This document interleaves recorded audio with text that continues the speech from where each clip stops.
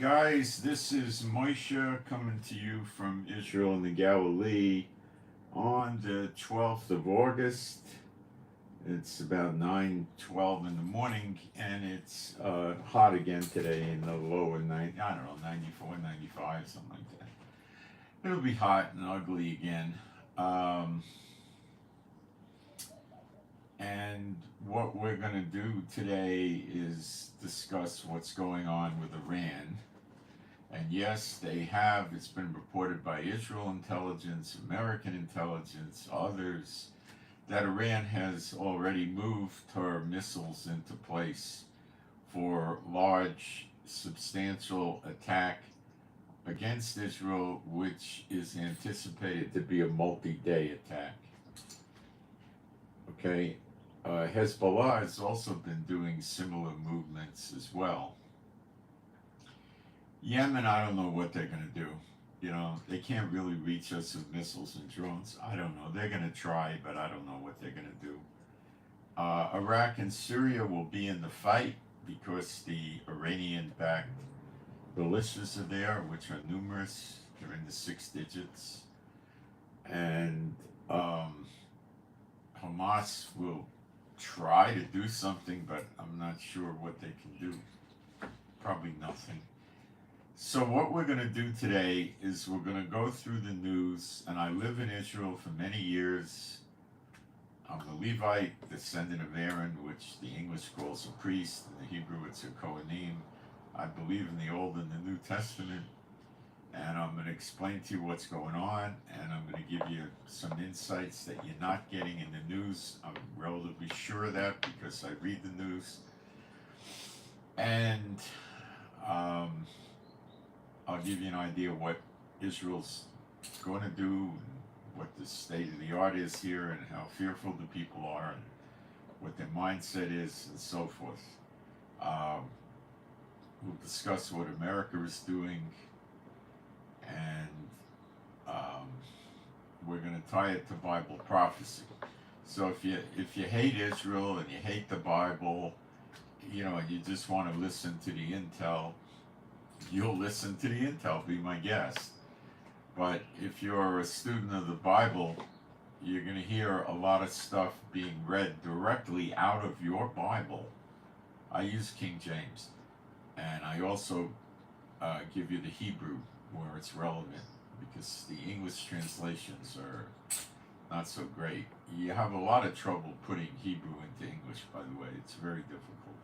It doesn't work. It's what it just doesn't work. You get a rough idea, but you don't really get it. It just doesn't translate well into Hebrew.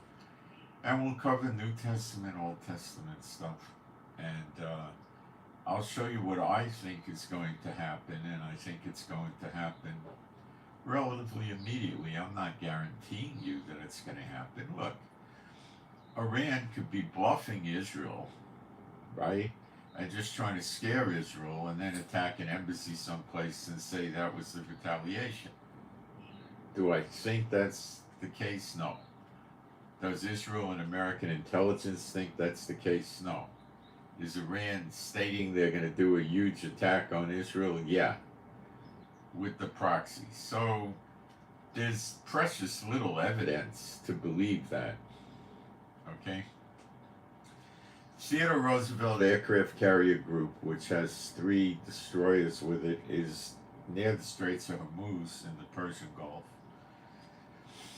The Abraham Lincoln Aircraft Carrier Group, with a few escort vessels, I don't know how many, usually it's at least 4, usually.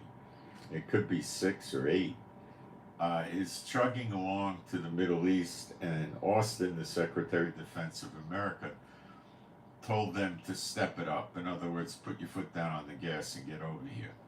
Now, that does not sound like they expect Iran to back off. I don't see it. Okay?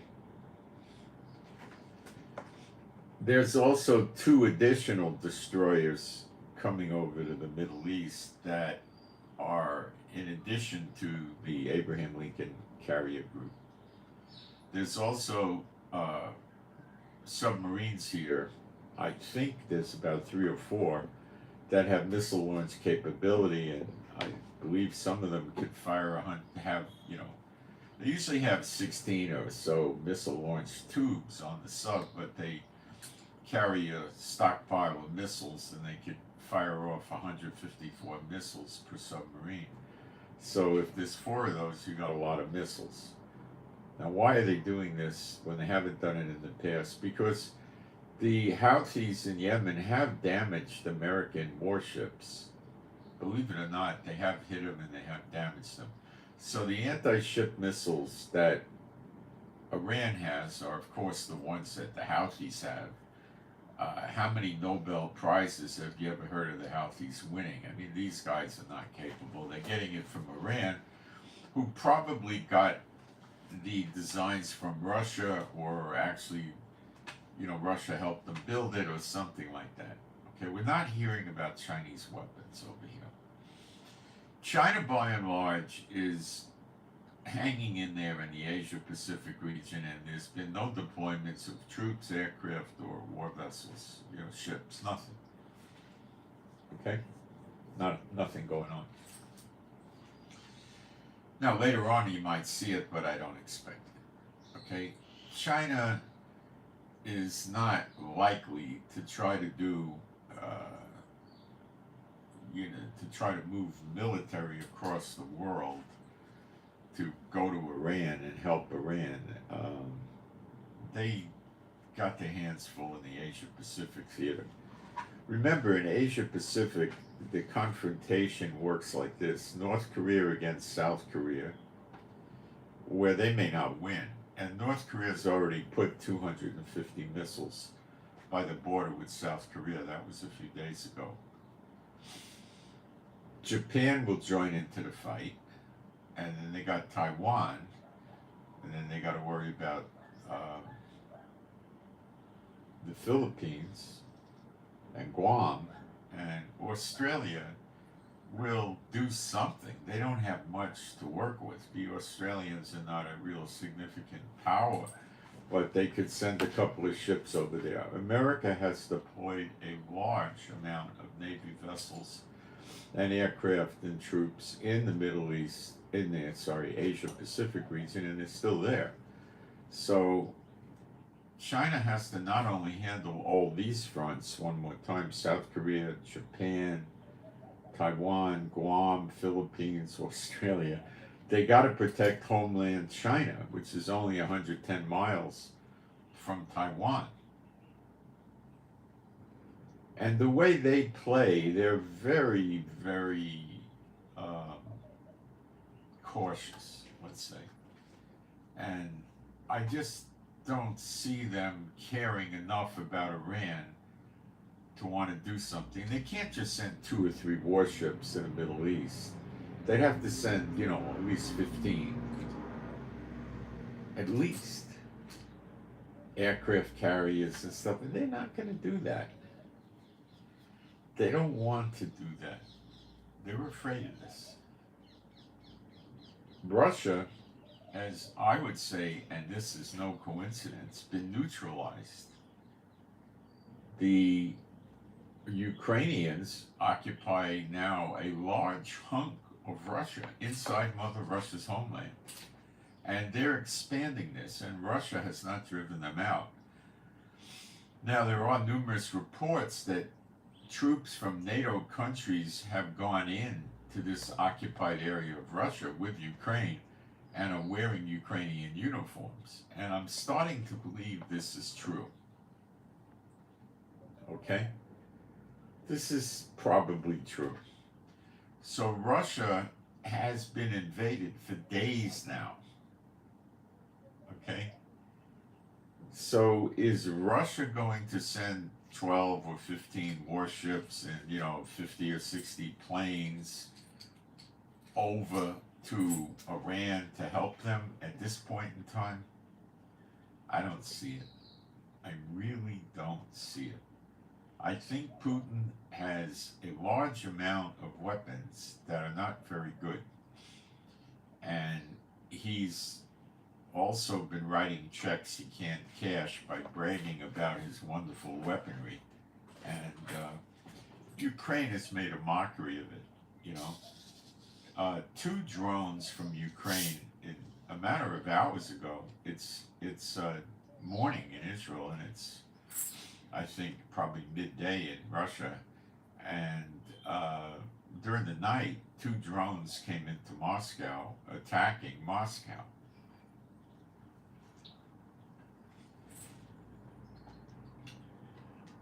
That's where the Kremlin is. The Kremlin is like, I don't know, the Pentagon or something. It's the seat of the Russian government, the military intelligence and all that stuff's in the Kremlin.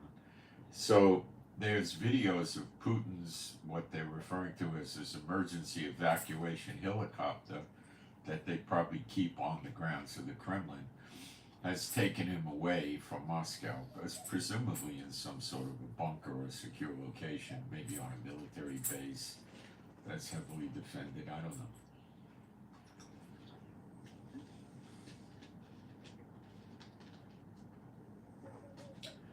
This by itself is not an indication that NATO is going to push in with 600,000 troops to Russia.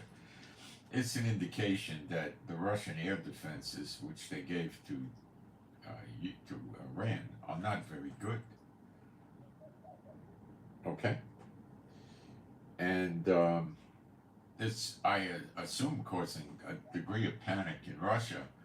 And the Russians have a habit of, when a leader screws up like this, they're not going to go through all sorts of means to lawfully get him out of office. It's more like a bullet to the head, arsenic in the food, a drug that makes it look like a heart attack, or he just disappears, or something like that. They do a false flag, a bomb went off, he got killed, you know. They, you know, like the German military were trying to kill Hitler many times, and I think that they're probably going to try to start killing Putin pretty soon. Drones flying over Moscow, and that's not the first time. So let's not jump the gun and say Iran has these great weapons from Russia. Iran has weapons from Russia, but they're not great weapons. They're weapons. Are they dangerous? Yes. Can Iranian and or Russian anti-ship ballistic missiles bring down American Navy warships? They proved they can in Yemen with the Houthis, although this was greatly covered up. The Theodore Roosevelt aircraft carrier was fired upon, and then it docked for some days in Saudi Arabia, and it never does that. So it obviously needed repairs. And a destroyer was hit, and they showed it in flames. The Houthis did. It could have been a lying video. And we never heard hide nor hair about what happened to this destroyer. So something's not right. Okay? I'm a little surprised they brought another aircraft carrier over here. But that might have been for Lebanon. There are American warships in Cyprus and Greece. It's documented with photos and everything. And the Lebanese, the Houthi, the Hezbollah said they are going to attack Cyprus, and they even said Greece in the event that they assist in the helping Israel. Now, can they really do any damage over there? I don't know. You got me on that one. They might manage to send a bunch of drones over there. I'm quite confident they could get drones out there. I think they can. I'm not sure. They might need Iranian warships in the area to guide and direct the drones, and I don't think America would take kindly to seeing any Iranian warships anywhere near there. Chief, quiet. Quiet. No.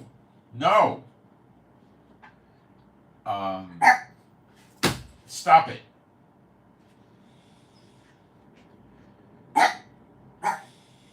Stubborn dogs.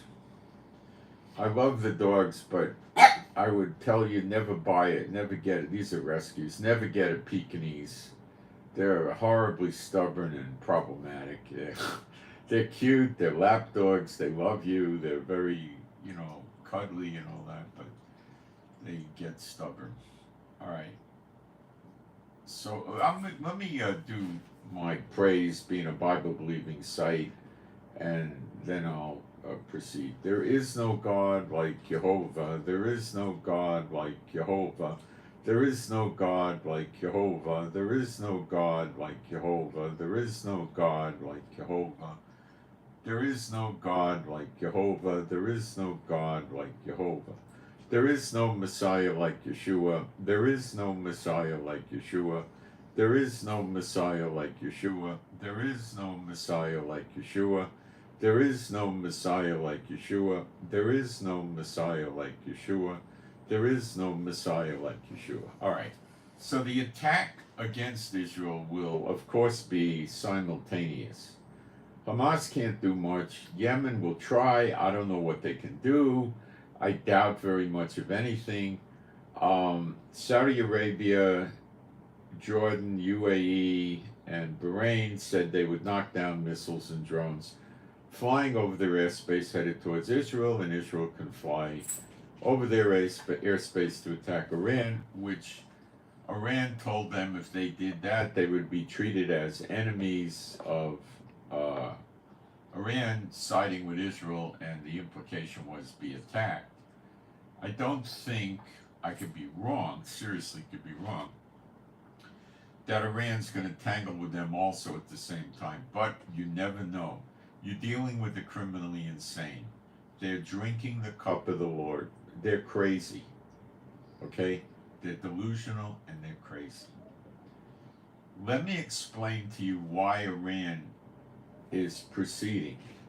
It's rather illogical to assume that the Iranians can defeat the American military, which would undoubtedly have NATO brought into it, including Israel.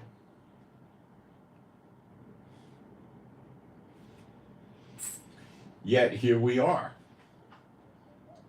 Now, the basis for that has got to be, and correct me if I'm wrong, put it up in the chat.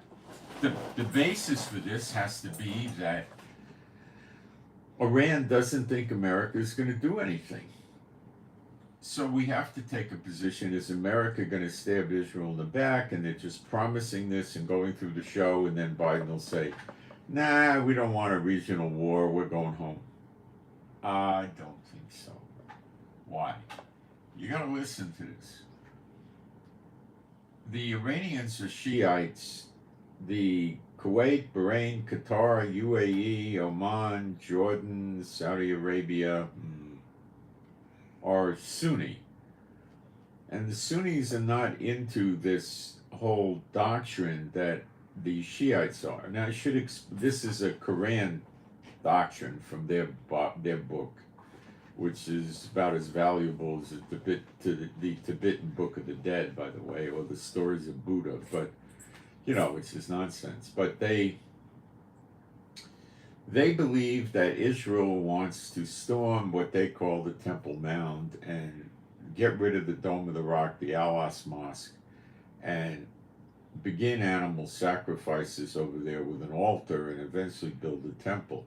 And the red heifer they're aware of that, and they believe that the red heifer will be sacrificed and they will make the ashes in the water and purify themselves, because the ultra-Orthodox and some of the Orthodox don't think they're able to go up on the site of the Temple Mount without this, because they would be, let's use the word unclean, too unclean. So when the red heifer is sacrificed and they have the water, they're clean. And that's got pretty strong biblical basis, by the way. And they would go up to the Temple Mount to pray and eventually destroy the abominations, the Dome of the Rock, Al-Aqsa Mosque, and all the grounds around it.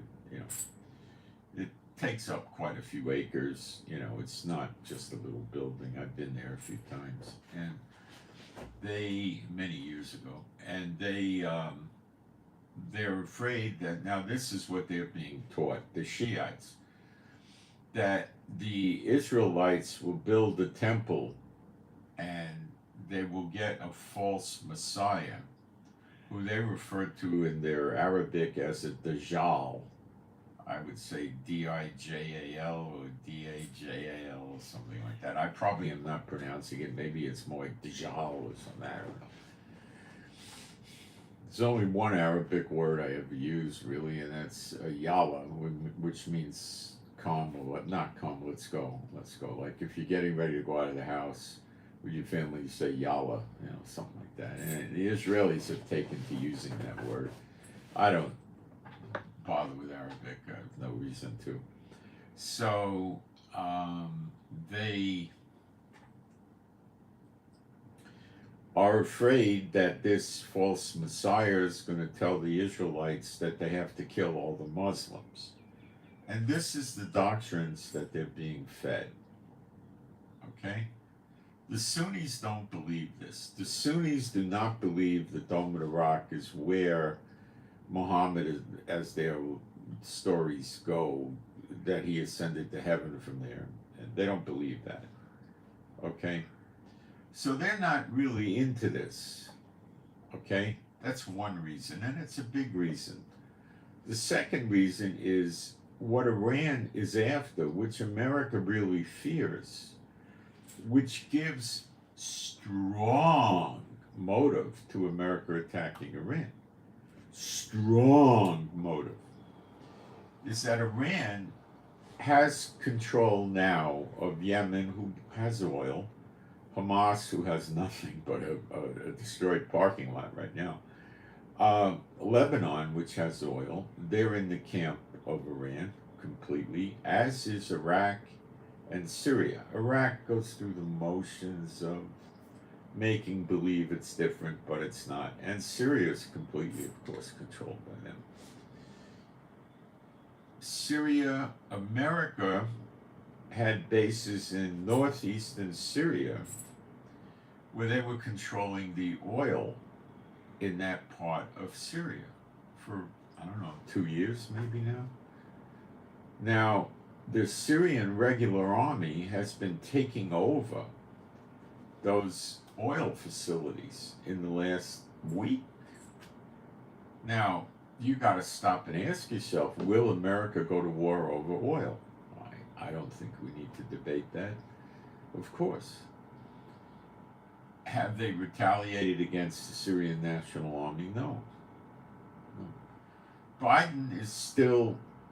See, Biden doesn't understand the Middle East, and he thinks by using restraint and diplomatic measures, he can bring things to a peaceful conclusion somehow. However, he doesn't understand, maybe now they do, that all this does is show weakness to the Iranians and the Hezbollah and Yemen and all of that.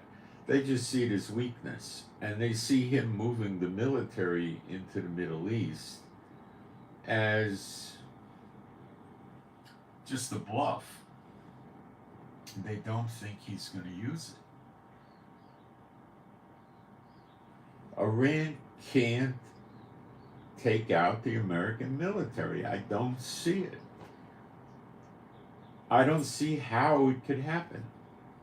They could sink some warships, but see, back in October, the American response was, we had over 40 warships. Right now, there's 16 or 18, and there's probably going to increase it to 20, 22, 23, 24, something like that. So let's assume it's about half. See, they're not going to use the Navy anywhere near like they did before, which they never really attacked, but they were acting like they were. Iran attacked Israel on April 13th with 300 missiles and drones, and America did nothing. Their response was, Netanyahu, suck it up. And then Netanyahu had to do a subdued retaliation, but he did take out the radar of 5 nuclear installations. The media doesn't like to talk about this. Took down the radar on 5 nuclear installations over there, which Biden, I'm sure, enjoyed. And some days ago, Putin gave new, S-400s, which is a radar, anti-missile, anti-aircraft system. To them, I don't know how many he gave, but he gave them some. And I'm sure they put those at the nuclear sites, but they don't stop stealth jets. They're not very effective. But Iran is touting it, of course, because they have problems with their civilian population wanting to overthrow them. Yes, they do. They've got a big revolutionary movement in Iran. But I don't think they're close to overthrowing the Iranian government at this point. Now, if the Iranian military is destroyed, they maybe could start doing things, but I'm not seeing that in Bible prophecy, so I would not count on that. Okay, let's continue. So Iran is thinking America's not really going to do anything. It's just a show of force. Or Iran has an ace up its sleeve. Why have you not heard in weeks now about the sleeper agents in America and them continuing to come in through the borders? Curious, isn't it? I don't know exactly why you haven't, but believe me, Biden has not rounded them up and gotten rid of them. Why are we no longer hearing about China bought several 100,000 acres of land in America? Coincidentally, much of it was adjacent or next door to big American military bases. And many of these sleeper agents that entered America illegally were not filing for asylum, so they didn't want the Americans to know anything about them, and they were making a beeline to these pieces of land that China has. Now, estimates are coming in that 70% of the so-called people across the border into America illegally, whether or not they file for asylum or not. If they file for asylum, they become legal under American law. So they've been entering, and when you run the numbers on it, it's at least 7 million of them. Let's say I'm crazy and it's 2 million or 1 million. I mean, what's the size of the whole American military? 1.5 million or thereabouts, something like that. There's more sleeper agents than American military, and I think it would have to be at least 3 or 4 million. At least. And it could be as high as 8 or 9 million. And they're still coming in. There's been Chinese, there's been various Muslim terrorists. I'm sure Russia's got their fair share in there. And China has 100,000 people in America that are on various kinds of visas, work, student, whatever. There's apparently some special visas Chinese can get.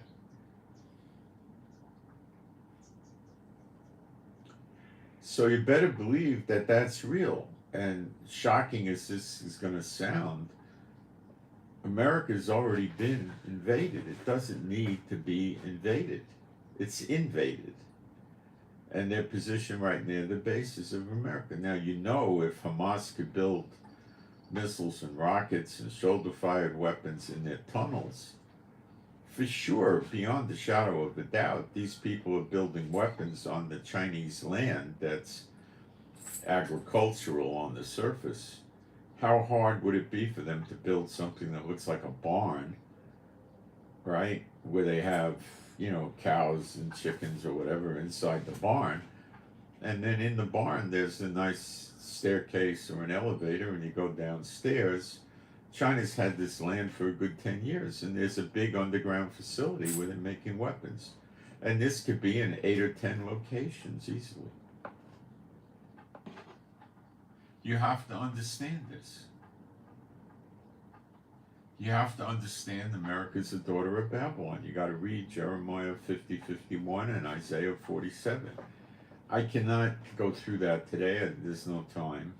on this broadcast, but you have to understand that, okay?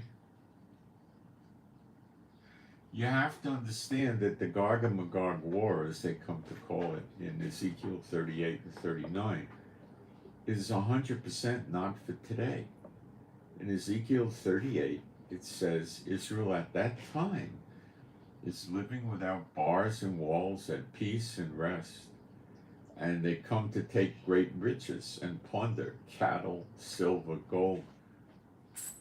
Israelis are generally poor. 28% live at the poverty line. 25% of the parents that send their kids to school can't afford to give them lunch money. Their kids have to wait till they come home. The standard of living in Israel is very, very bad. There are the Satan-bought millionaires and stuff that live well, but there's, what, a few thousand of them? There's no living at peace and rest without bars and walls. Gog and Magog could not possibly be for today. Hamas has rejected any of these peace ceasefire deals. That's in the last 24 hours or so. They're not even going to the negotiations on the 15th of August. They're not even going to attend. They're not interested. They want Israel to do a full removal out of Gaza. Leave it back to them, not block smuggling tunnels from Egypt, and they'll just, within 2 weeks, be attacking Israel again. Egypt's role in this thing is to let them smuggle weapons in through Egypt. They had tunnels you could drive large trucks through, not SUVs, trucks. I don't know if you could put a tractor trailer through there, but you could probably put a 26-foot moving truck in there, or maybe even a tractor trailer. I don't know. Maybe they were pulling doubles. And Egypt doesn't know about it. Please, that's absurd. Because Schmuck and Yahoo goes out and, uses Egypt to make a ceasefire with Gaza, with Hamas, doesn't mean anything. I call him Schmuck and Yahoo, okay? This guy has ulterior motives, hidden motives all over the place, okay? Now, speaking of Netanyahu, let's understand that the Iranians are saying they're going to attack Israel military bases, airports, the oil platforms in the Mediterranean, which Lebanon will also attack. Military bases and the government, now they'll try for infrastructure too, and the government in general, which would mean hit the Knesset in Jerusalem, hit the government offices, and hit Netanyahu's house, and trying to kill Netanyahu. Now, Netanyahu will be in an underground bunker in Tel Aviv where the military goes. And I don't believe for a moment that Iran has anything that can hit and get down in there and get Netanyahu. Do I think I might be wrong about this? I really don't. Okay? I don't think so. I don't think so. The missile attacks and the drone attacks coming are not going to be in 7 years after some, churchianity, broadcasted figure comes and speaks peace and makes a deal with them. There's nothing going to happen. The attacks are probably going to happen tonight when the 9th of Av starts. But before I explain all this to you again, well, I've done it before, I want to jump into the chat and put a couple of quick posts up there and make sure I don't have any garbage to throw out that are, cursing Israel and stuff like that. All right, we do have sound and picture. Please don't post in Hebrew. Nobody here is understanding the Hebrew. So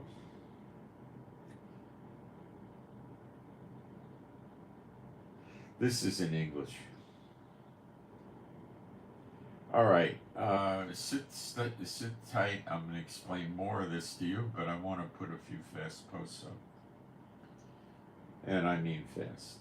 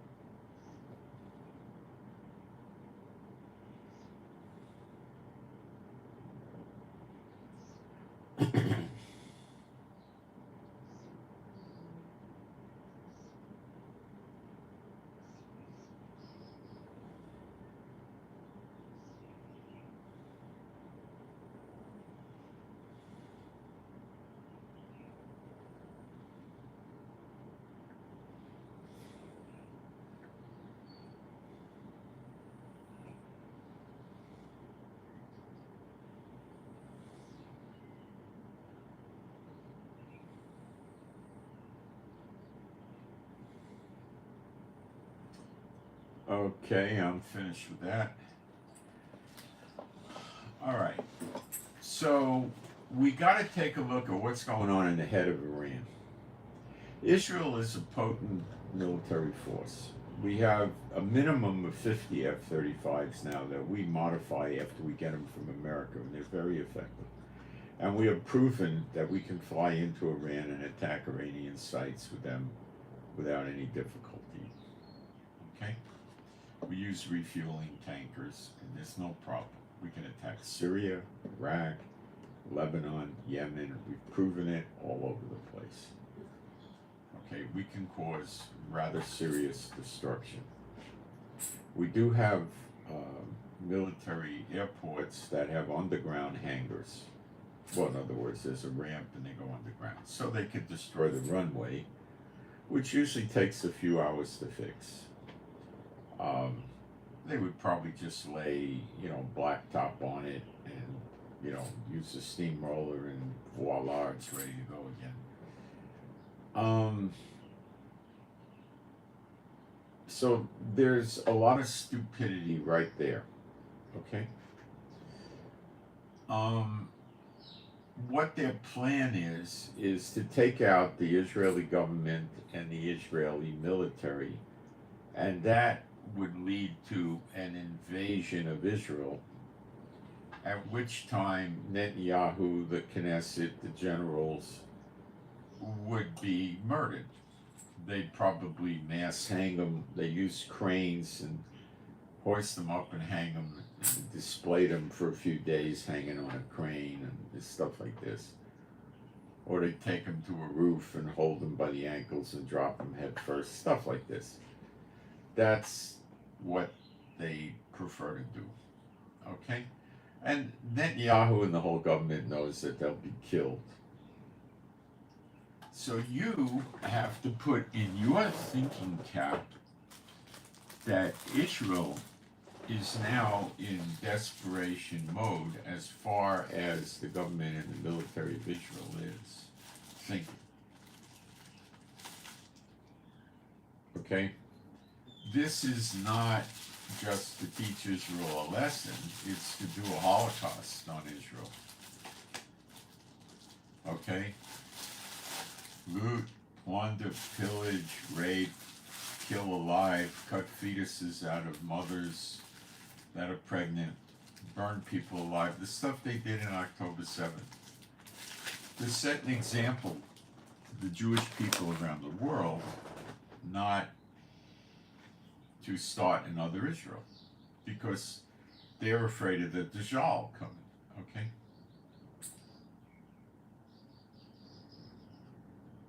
Now, the leaders of Iran are straight up Satan bots. They don't believe that, but the people do.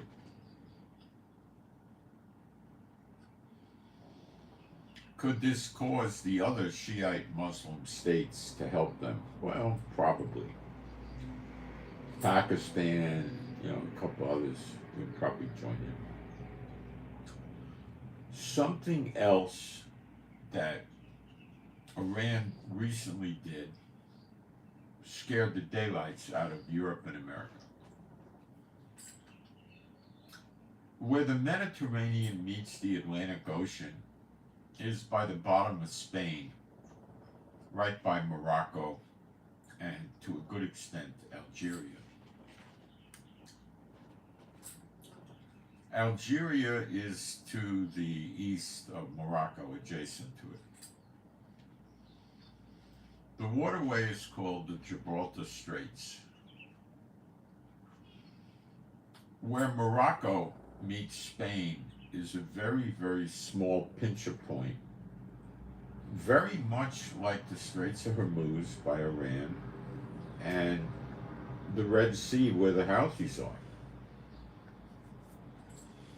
If they got Morocco on board, which so far they have not, they could very easily close those straits.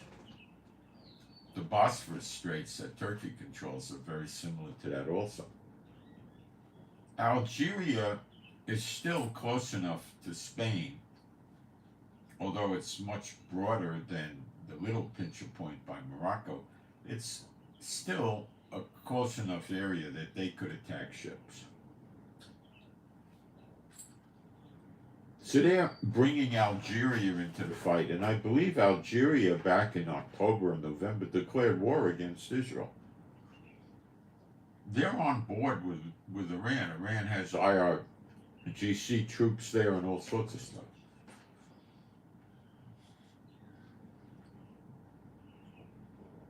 Now you have to understand that what they did to the Red Sea and the Sea of Aden with Yemen, their intention is to do to the Mediterranean Sea, connecting to the Atlantic.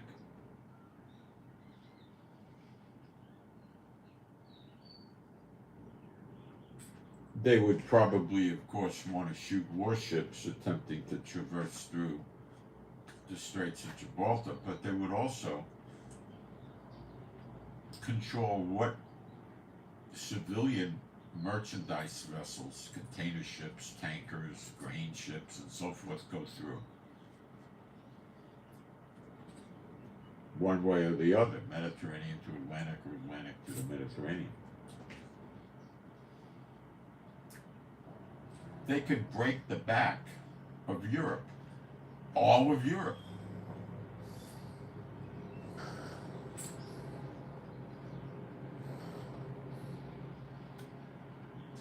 A massive amount, probably several hundred ships a day, probably pass through there, going into the Mediterranean.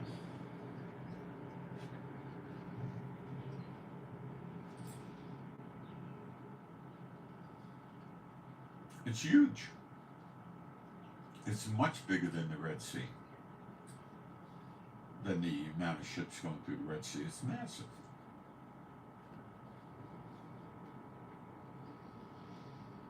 And there's no real detour point.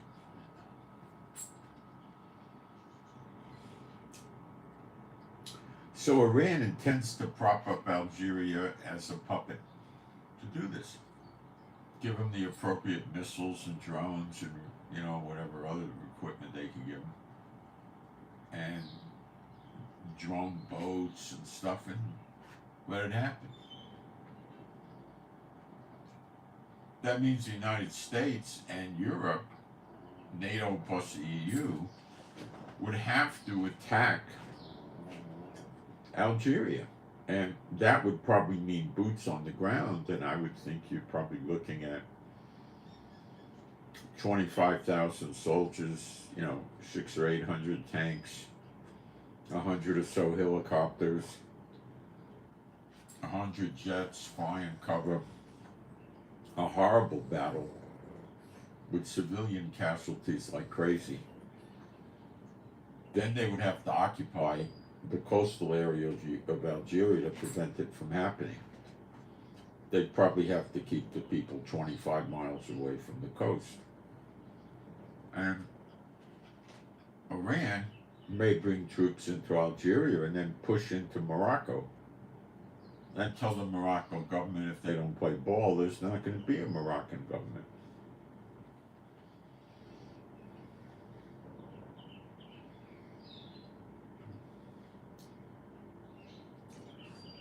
They'll cut the flow of oil, fuel, food, consumer goods, all sorts of stuff.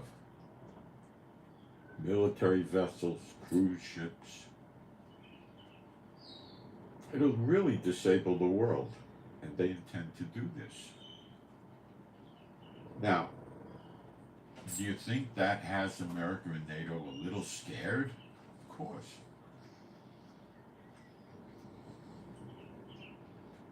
If Iran closes the Straits of Hormuz, which is likely a move they'll take in the next hours or days,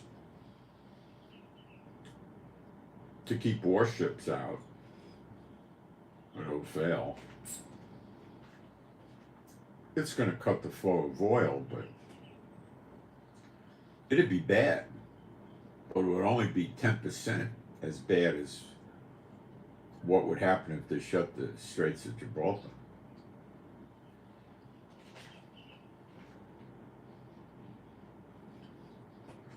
So if America does nothing and says, well, Israel didn't listen to Biden, the heck with them, it's not worth it, let's go home, you know, we'll go watch a ball game and, you know, have a sandwich and a beer and have a good time, barbecue. Iran will tell Saudi Arabia initially and the UAE, hey, cut your oil production 10% this month. Oil prices go up a lot, like from 80 something a barrel probably to 100, 105. A month later, another 10%. Now the panic will start. Oil will double and ultimately triple. So in America, what are you, I don't know, what you're paying $3 a gallon? You know, how's life at $9, $10 a gallon? Israel's almost $9 a gallon. Europe's $9 a gallon. America will be $9 a gallon. But the problem in America is so many people rely on pickups and SUVs and powerful cars and stuff. They won't be able to afford to go to work. Oh, they can carpool. But it's not just that. Everything in America moves by truck. The fuel costs on the truck are going to soar. For the trucks, it's going to soar. They're going to pass it on. Inflation's going to start running crazy. Okay? Everything in the supermarket's going to go up. All consumer goods are going to go up. Trains, stuff moves on trains. They use diesel fuel. That's going to go up. Stuff being moved on ships, they use diesel. That is going to go up. And there'll probably be rationing of gas.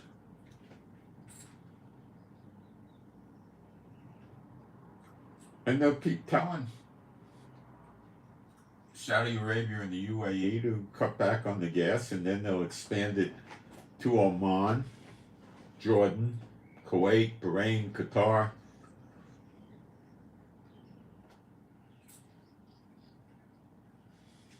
That's the end of it. What about home heating oil? Oh, that will soar.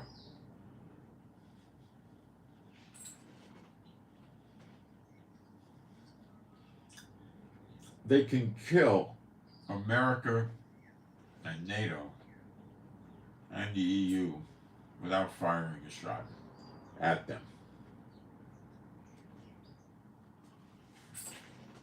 And that's why Saudi and Jordan and UAE and Bahrain are going to help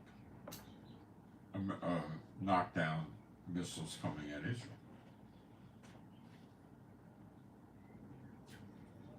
They don't want to see Iran rise to the top.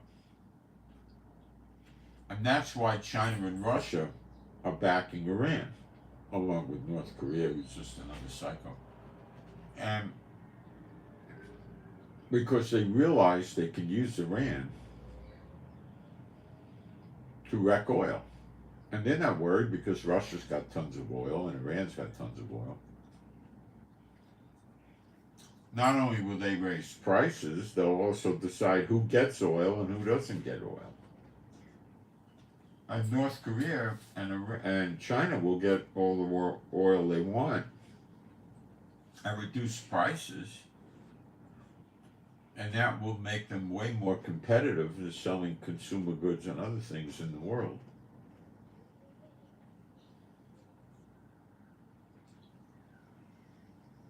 Would a plan like this work? Absolutely. The only thing really stopping it is America.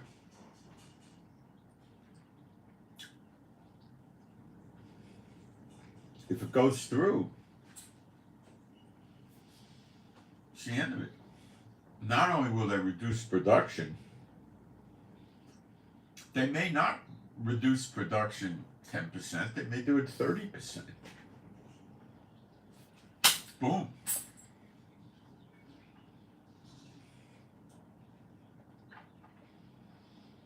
The companies are going to buy future delivery contracts on oil because they believe the oil prices will keep rising, and they're going to try to get in, and it's going to keep driving the prices up by the minute. And prices are going to become unbelievably high and cause tremendous economic chaos.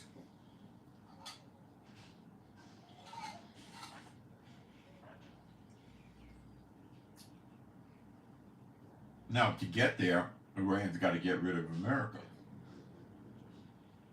Russia would like nothing better than to see America in a war in the Middle East, and the same with China.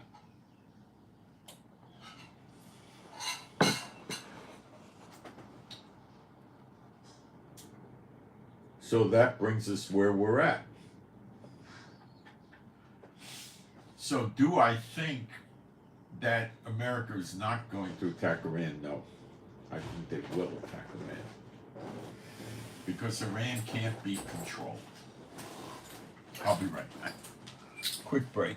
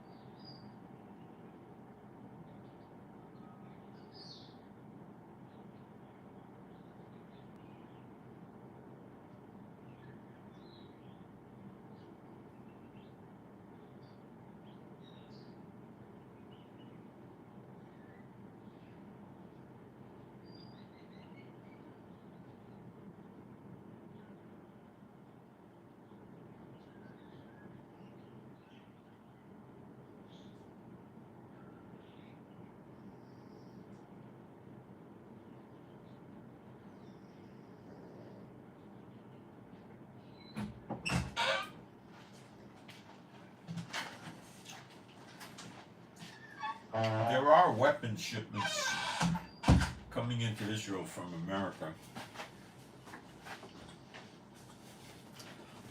Nobody's telling us what's in there. Why should they? Look, the Knesset, the generals, Netanyahu, all of them know that what Iran is trying to do is disable Israel for a ground invasion.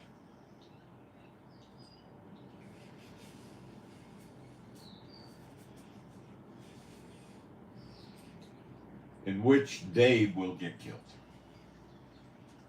Their children will get killed. They will no longer have a country. Okay? That's how they see it. If Israel has chemical and biological weapons, well, let's stay with chemical. Biological are very slow acting, they take days. Do you think they'll use them?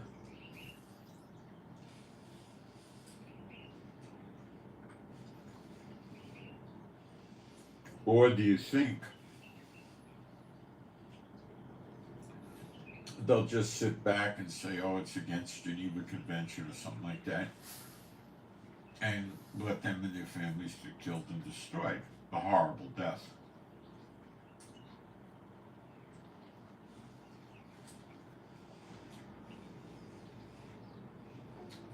Iran is not going to take them like we did with Saddam Hussein and keep him in jail for a long time and have a trial and then hang them. And they're not going to do that.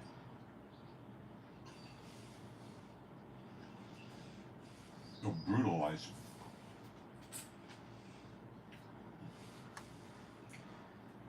They'll kill their families in front of them. They'll rape their women folk in front of them.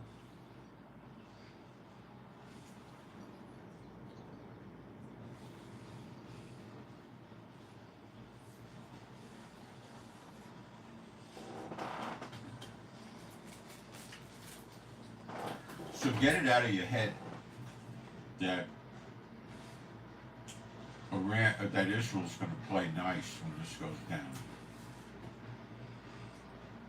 The rule book goes flying out the window.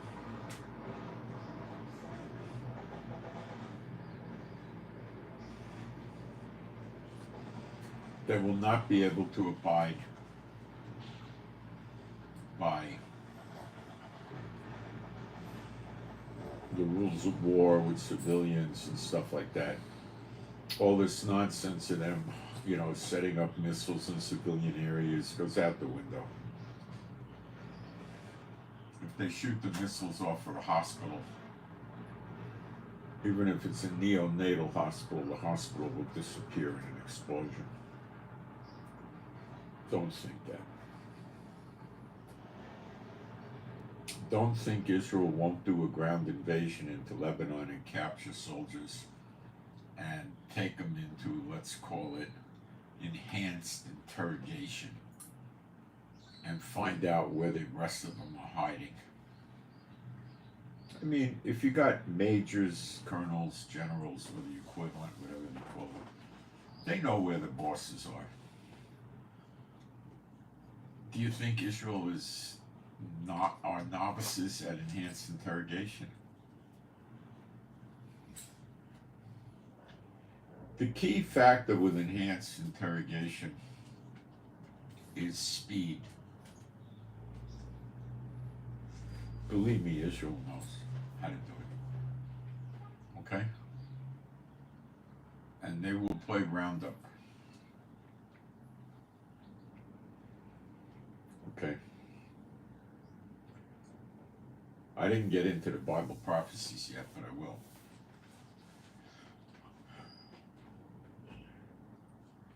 This is not the destruction of Israel. You have to understand that. You have no Bible prophecies that Israel is completely destroyed. Gog and Magog is certainly not the case. And the timing is way the heck off. It's in the future. This, and it's in the very distant future. It's called the Great Falling Away.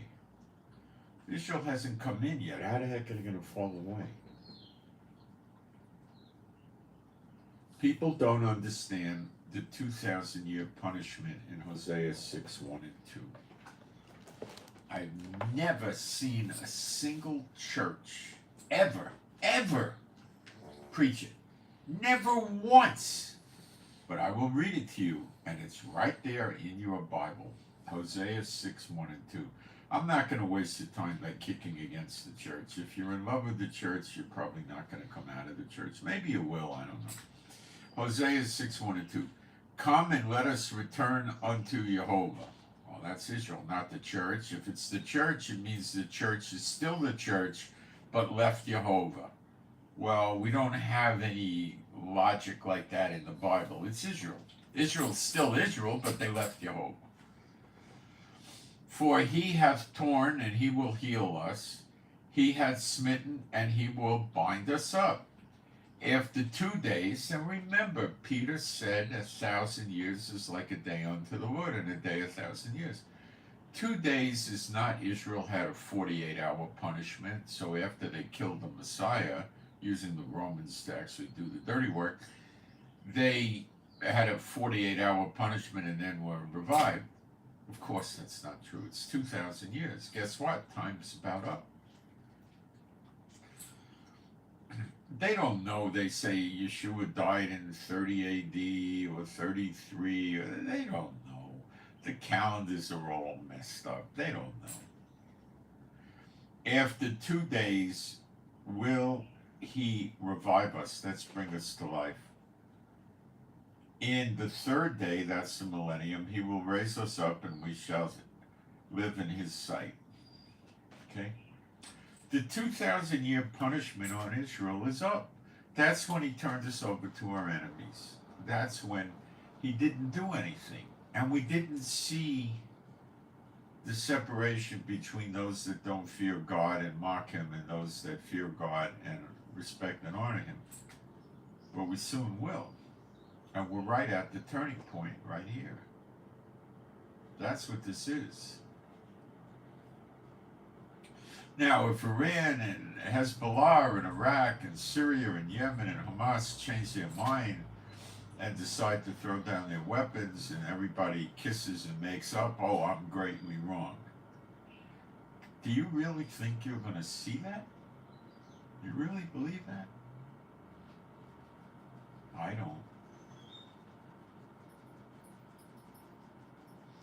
The 9th of Av is the day that Israel was destroyed twice, with Solomon's temple getting it, and the next time the Romans got Herod's temple. And the people got massacred. Now, a lot of the church feels this is going to happen to Israel again, because they just kick Israel every chance they can get. Yes, they do. What is their doctrine? Well, for a large majority of them, they follow amillennialism. Now, this is over 1 billion people in the world follow amillennialism. Adam Clarke promoted this in the 17 or 1800s. They made a study Bible they called it Clarke's Bible. The basis of this runs like this. Yeshua is risen from the dead, seated at the right hand of God the Father in heaven. We all will agree on this, I'm sure. That means Yeshua is reigning. This is their faulty logic. And that means that the millennium is in place because Yeshua is reigning from heaven. Now, the fact that this has been going on for about 2,000 years is irrelevant to them. They just will say, well, we don't know how long the millennium is. Well, it's 1,000 years. It says in Revelation 20 when the 1,000 years is over. So their logic is Satan's release. It does. I'll read it to you. It doesn't say millennium.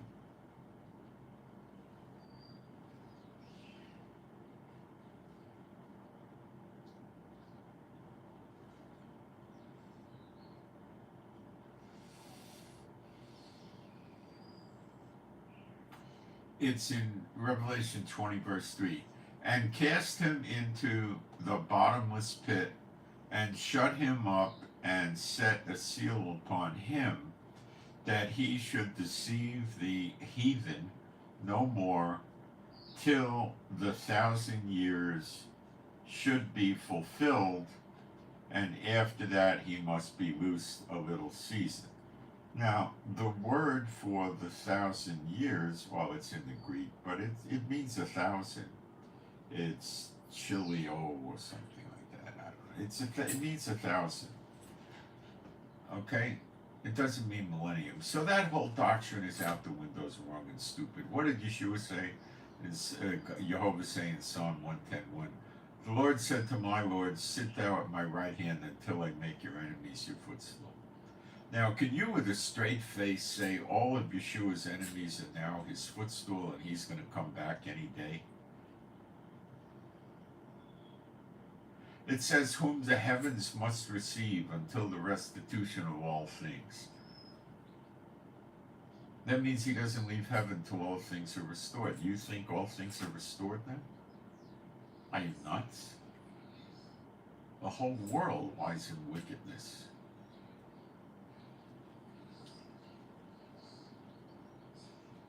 Okay? Do you think that, you see what the churches are fed is that there is going to be what they could, now that's half your churches. That's your Lutherans, Presbyterians, Episcopalians, Church of Christ, and the Catholics. They're all following a basic amillennialism with maybe little shifts in terms. That's a huge amount of people. Now the others tend to follow a false rapture theory where there's a left behind rapture. Okay? And that's not 1 billion people probably, but it's probably 3/4 of a billion, or, huge amount of people.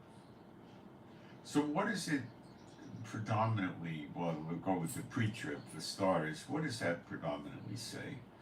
That he's going to protect you from the wrath to come. Oh, that means we're going up to heaven. Really? Oh, okay. So God, the only way God can protect you from the wrath to come is to yank you up to heaven. Oh, okay. Does that make sense? No. It's saying God can't protect you from the wrath to come without yanking you up to heaven. That's pretty silly.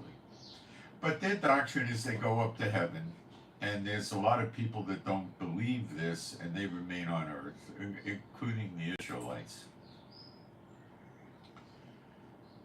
Being a Jewish believer, I used to go to the churches when I got saved a long time ago, and I used to play with them and say, gee, I'm Jewish and I believe in Yeshua. Will I be going up in the rapture?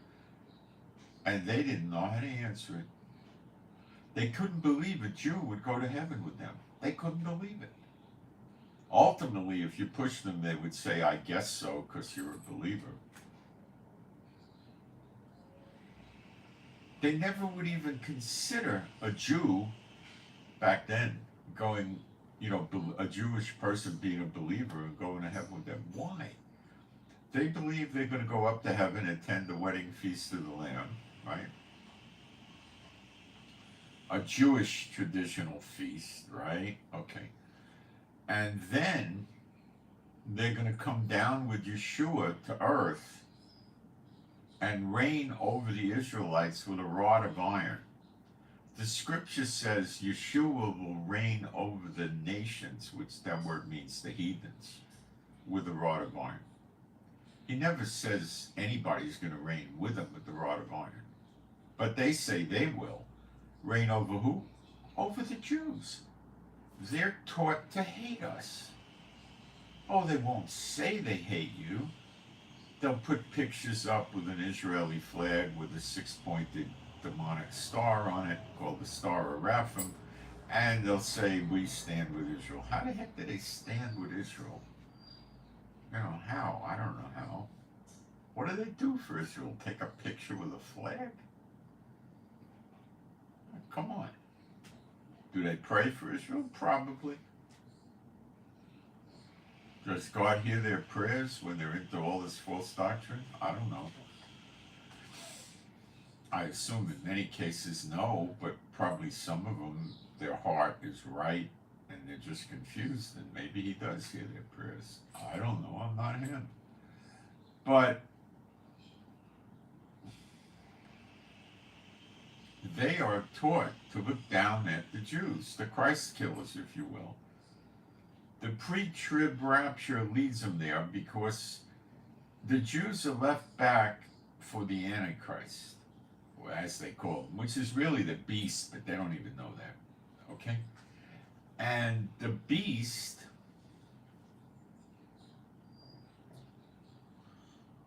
will make them, the Israelites, take the mark, in which case they'll live briefly and then go to the lake of fire for billions of years. Or if they don't take the mark, they get their head cut off. And they think that this is all going to happen inside Jerusalem. Does the Bible tell you that this is going to happen in Jerusalem? I could show you the Bible tells you exactly the opposite in a way that you will understand it right now. And then this puts you in a position where either you're going to believe your Bible or you're going to believe the churches, but you're going to have to come to grips with the fact that the churches are teaching you bogus. There's an old word in British literature, humbug. The churches teach you humbug, falsehoods. Let me read it to you. Revelation 13:1. Now, if you're afraid and you don't want to hear the truth, leave now. And you could continue following the Ostrich Study Bible. And the Ostrich Study Bible means you put your head in the ground like an ostrich, which is rather stupid. Okay? So make your own choice. And I stood upon the sand of the sea. So John, Apostle John's by the beach, and saw a beast rise up out of the sea, having 7 heads and 10 horns, and upon his horns 10 crowns, and upon his heads the name of blasphemy. So the whore of Babylon is no longer riding on the beast, which if you read Revelation, I'll read it to you. Most people don't like to get the truth, they're afraid of it. But if you're still listening to me, you are not afraid of it. The last verse in Revelation 17 says, "And the woman which thou sawest is that great city which reigneth over the kings of the earth." This is Washington, D.C. Washington, D.C. is not part of the 50 states. It runs the 50 states. Okay? That's who gets destroyed. All right, well, let's go back to Revelation 13.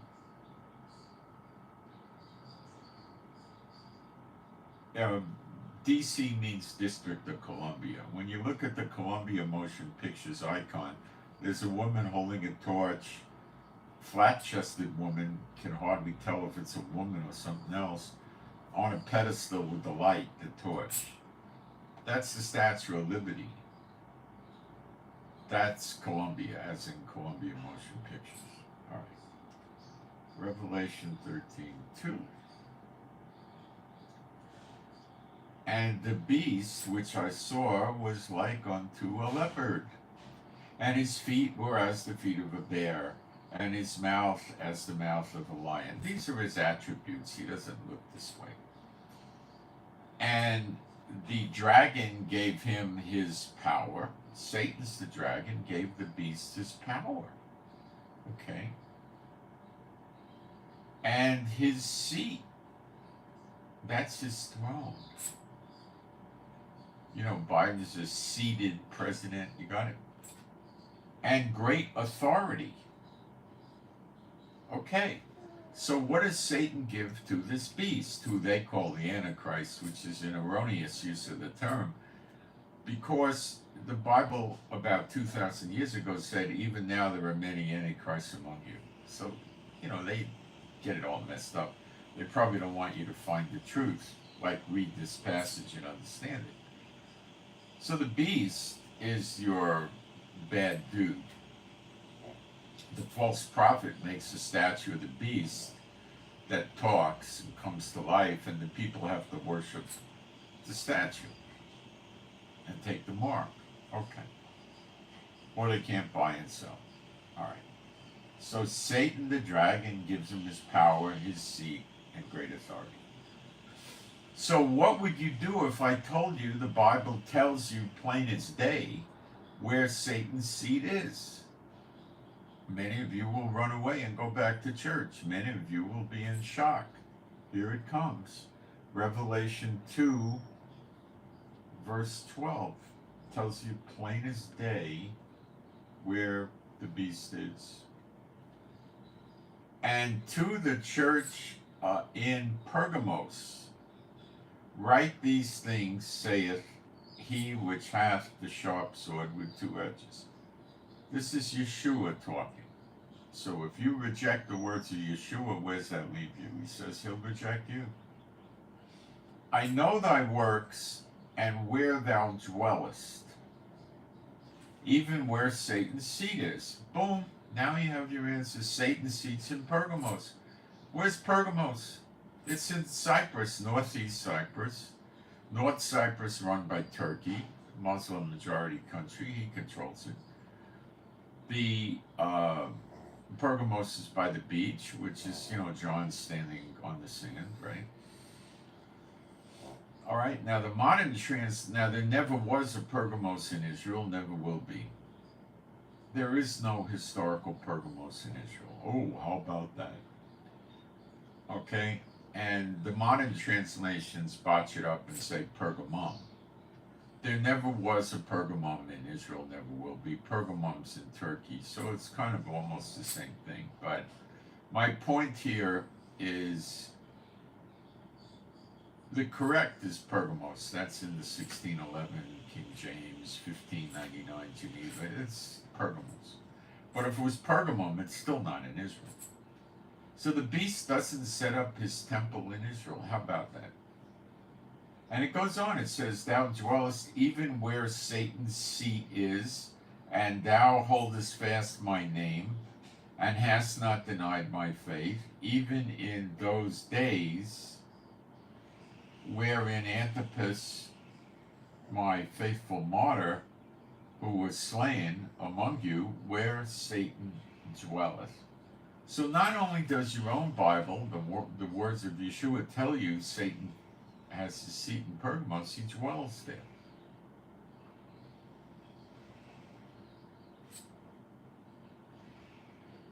You want to shoot the messenger? What do you want to believe? The Bible or that? Let's see what Yeshua told everybody about the rapture.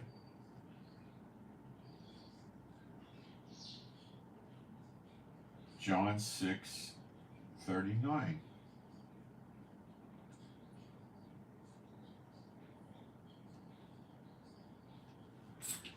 And this is the Father's will which hath sent me, that of all which he hath given me, I should lose nothing, but should raise it up again at the last day. It's very plain that all the believers that God the Father gave to Yeshua, because no man comes to him unless the Father draws him, get raised up on the same day, the last day, which very plainly means they're on the what days? Which means it's after the millennium and Satan's released and gathers them like the sand of the sea, and Father God Jehovah comes down from heaven, burns the universe up. There's no place left to stand on. So we meet him in the air and go up on the clouds of heaven to heaven for eternity. And everybody goes up on the same day, the last day. There is no left behind rapture. They're lying to you. Humbug, humbug. John 6:40, and this is the will of him that sent me, that everyone which seeth the Son and believeth on him may have everlasting life, and I will raise him up at the last day. says it a second time, John 6:44. No man could come to me except the Father which had sent me draw him, and I will raise him up at the last day. He says it a third time. Everybody goes up on the same day. John 6:54. The fourth time he says it. Whosoever eateth my flesh and drinketh my blood, communion, hath eternal life, and I will raise him up at the last day. Now, if you want to follow these people, let me read you another scripture from John. 1 John, no, I think it's 2 John. 2 John, rather, verses, I don't know, 9 or something. I'll read it to you. Whosoever transgresseth and abideth not in the doctrine of Christ hath not God. Now, you make a case for me with scripture that the pastors of these churches that teach this humbug to you, these lies, these doctrines of demons, are in Yeshua, are believers. Whosoever transgresseth and abideth not in me, abideth not in the doctrine of Christ, hath not God. They don't abide in the doctrine of Christ. Is it the doctrine of Christ to change the Sabbath to Sunday? Where in the scriptures did you read that? It's in the Ten Commandments, make it a holy day. I could sit here forever and do this, you see? So you got to make a case that even though they're going against the doctrines of Christ on a very serious issue, the rapture, and Gog and Magog too, that they are believers, because it says, hath not God. If you can make a case for that with scripture, go ahead. Remember what Yeshua said? What did he say? I'm coming back for, the word is ecclesia, called out from among. They translate it as church. It's not a great translation. So I'm going to come back for a church without spot, wrinkle, or blemish. So teaching the pre-trib rapture is okay. You see, they have another gospel other than what Yeshua had. Does the Bible say that? Yes. Where? 2 Corinthians 11:4. For if he that cometh preacheth another Jesus, they can preach another Jesus, and they do, whom we have not preached, whom the apostles have not preached. Or if you receive another spirit, which you have not received, or another gospel, which you have not accepted, you might well bear with them. That's what you're doing with the church. And these are critical days. And you're in sin with this. These pastors are blind. And what does it say? If the blind follow the blind, they'll both fall in the pit. And the pit is where you go to await the judgment and then the lake of fire. So you've got two paths in front of you. You've got broad and wide is the road to destruction, and many find it. That's your pre-trib rapture type people in the church world.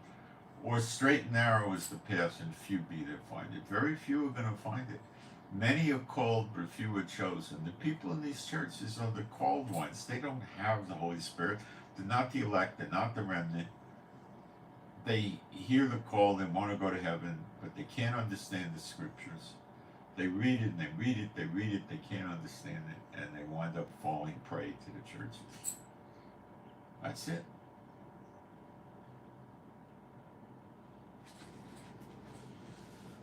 Let me check the chat. Oh, there's still people that haven't left. Great. I hope this helps you.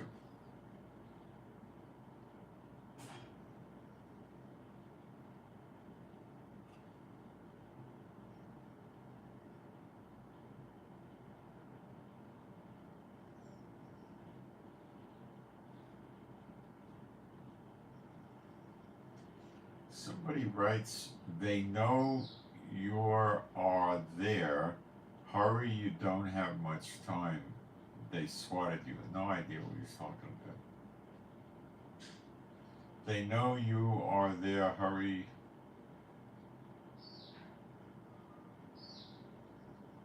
No idea what this person's talking about.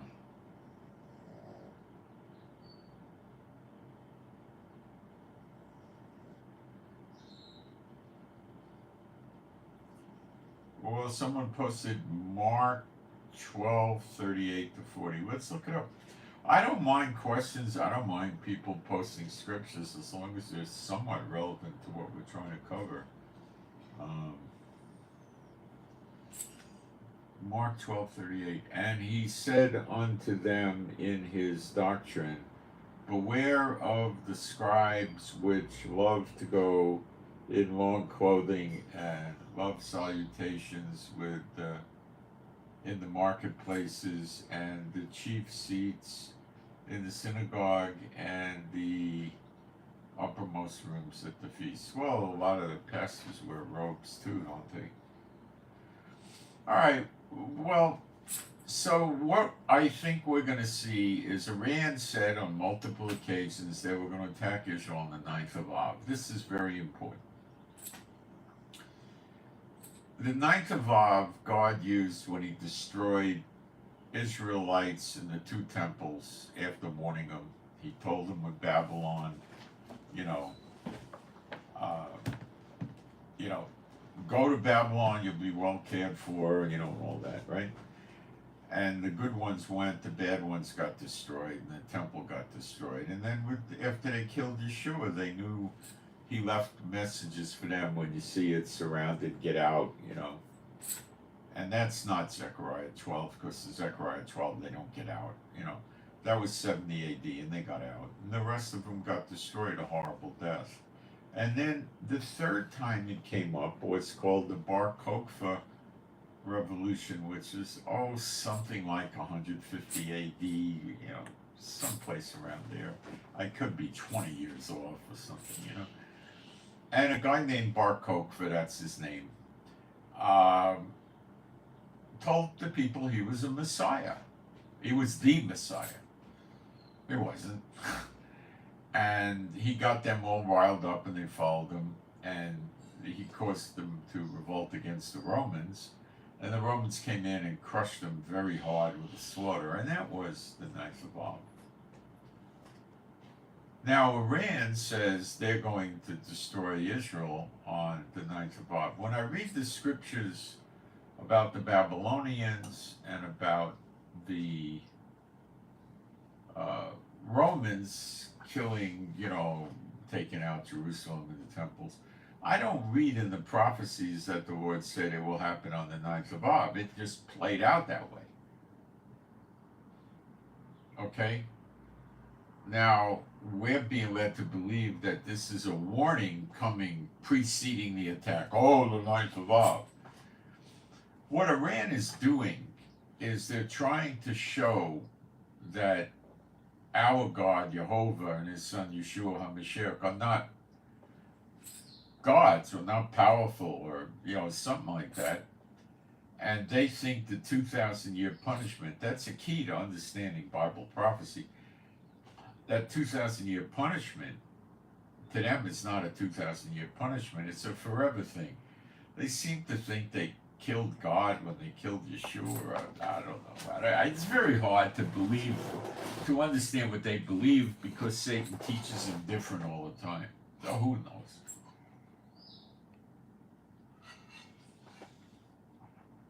So they don't think it's ever going to end.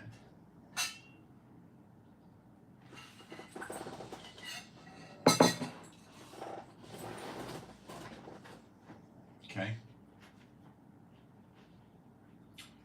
So Iran is trying to send a message to their Muslims around the world that God, you see, they believe Jesus is a prophet, and they got some closeness with the Bible, and it's very difficult to understand what they believe because it's a delusion. And how, as a spiritually sane person, can you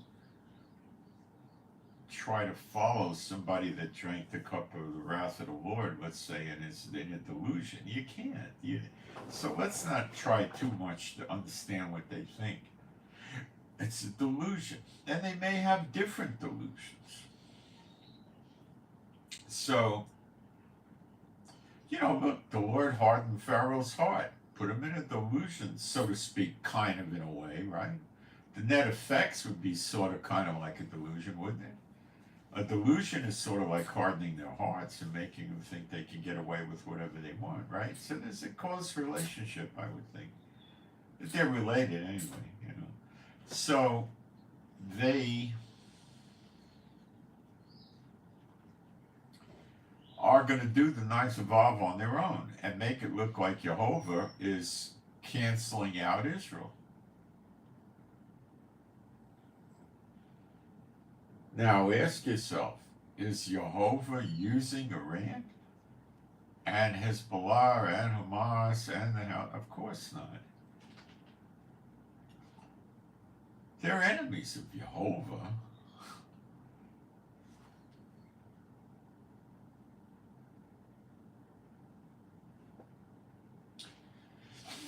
So what's Jehovah going to do for this imitation, for Iran imitating a judgment on Israel as if it's coming from Jehovah?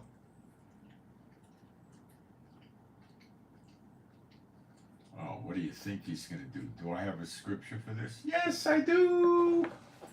Jeremiah 49.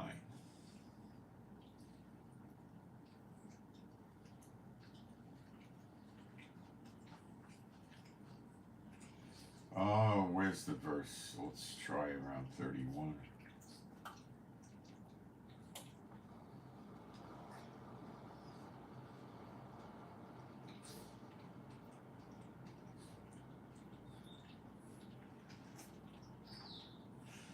Jeremiah 49:34. The word of Jehovah that came to Jeremiah the prophet against Elam, E-L-A-M. Now, I took a lot of time to study, not a tremendous amount of time, I took the time to look it up. Elam was a piece of land, back then a country, not a piece of land, that consisted of parts of Iran, Iraq, and Syria. Now, when you start getting into modern countries and their boundaries, they never completely are, well, they could, but they generally often don't match the exact borders and names and stuff in the Bible. So Iraq and Syria are going to join in this war. They did on April 13th, and they're definitely going to join in. Don't think they're not. And they're hooked in with Iran. Iran has troops there, lots of troops in Syria, and I imagine some in Iraq, and they're puppets of Iran. So basically, if they're a puppet state, they're part of Iran, so to speak, right? It's not a big stretch. So that's your Elam. In the beginning of the reign of Zedekiah, that's when the prophecy was given, not when it's for. Okay, let me explain. If I was going to give you a prophecy, what I've been doing with you is interpreting prophecy with current events. That's very hard. The prophets back then, the prophets in the Old Testament were not interpreting the prophecies of the other prophets by and large. I think they would maybe occasionally mention it someplace, but they weren't trying to interpret it, let alone apply it to current events at the time. My job's not easy, but it's hard, really hard. But I don't go around prophesying. I use the scriptures. Now, a couple of times I lost my way on the scriptures, and the Lord cleaned it up and I corrected it. But what would it look like if I were prophesying? It would look like this, based on the Bible. In the 23rd year of Netanyahu, in the 3rd month, on the 4th day, the word of the Lord came to me and said this. Did I ever do that? Never. I never did that. That doesn't mean I won't, but I haven't done it. God confirms his word with signs following. Is a prophecy his word? Yes. So signs would need to follow for God to confirm his word. Yes. How do you do that on the internet? You don't.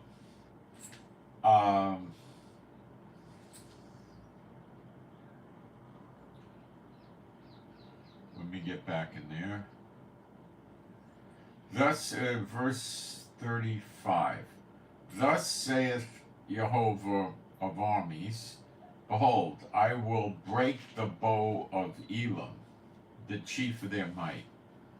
What is the bow? What does a bow do? You know, you take an arrow out of your sheath, you pull the string back, and you let go, and you launch an arrow. What does a missile launcher do? Can you see that's kind of related to like a bow?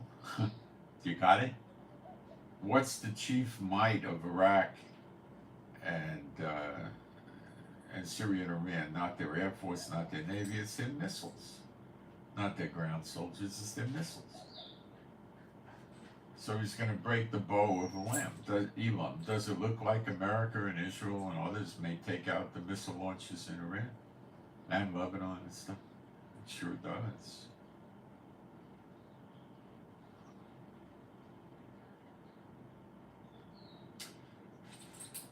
Now, am I guaranteeing you this is going to happen when we hit the 9th of Av tonight? No, I'm not. I'm just saying there's a very good chance of it. Because even Iran announced it on more than one occasion.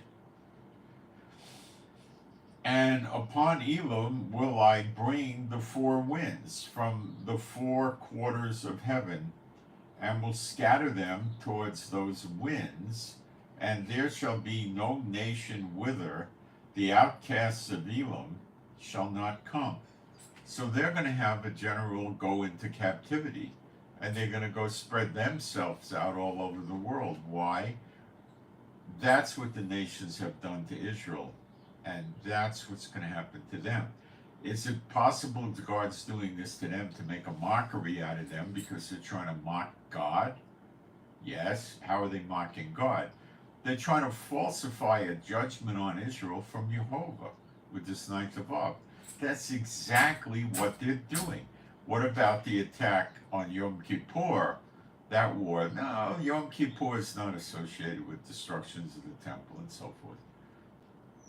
They intend to destroy Israel and make it look like Jehovah is doing it. Do you think that's going over with Jehovah very well? And Yeshua and Jehovah are sitting around saying, hey, look what they're doing. They're making out like we're doing it. Yeah, let them do it. You know, what are you going to gotta, you know, do you think they're going to do that? No. God's going to be furious at them. But he waits till their iniquity comes to the fullest. Then the punishment could be to the fullest. Because they planned something, he's not going to punish them as if they executed it. He's a righteous, just God. He waits till they execute it, then they get punished for the whole enchilada.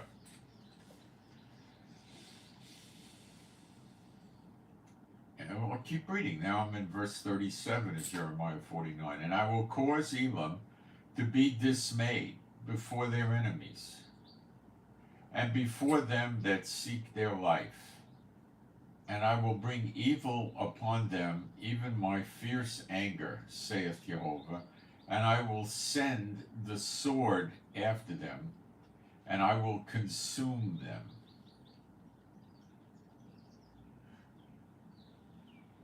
So not only are they going to flee out of their own country, they're going to be chased down.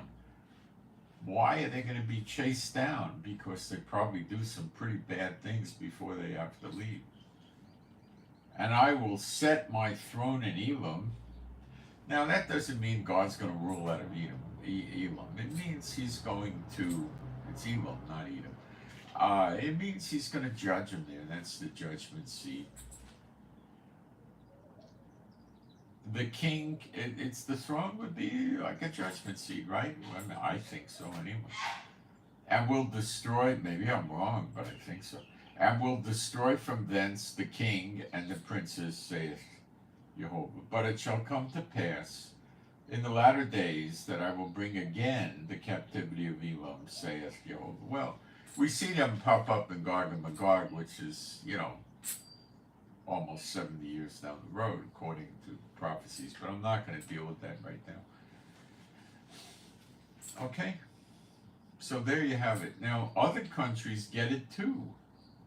And let's see if that makes any kind of sense. Now, when this is over, I'm still not going to hand you a written guarantee that this is going to happen tonight. I'm saying again, it looks like there's a high probability it could happen tonight or tomorrow during the day. The 9th of Av begins, like you could say, sundown tonight until sundown tomorrow night. It's probably not the correct calendar. It's what the rabbis are teaching and following. So Iran's not going to know from what's the real biblical calendar. And then if they did it on the real biblical calendar date, the people in Israel wouldn't get the idea. So they're using the rabbi's date.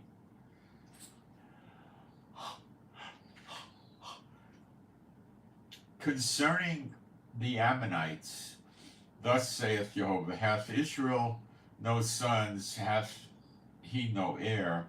Why then doth their king inherit Gad, and his people dwell in his cities? See, Jordan is Israel, and they keep insisting it's their land.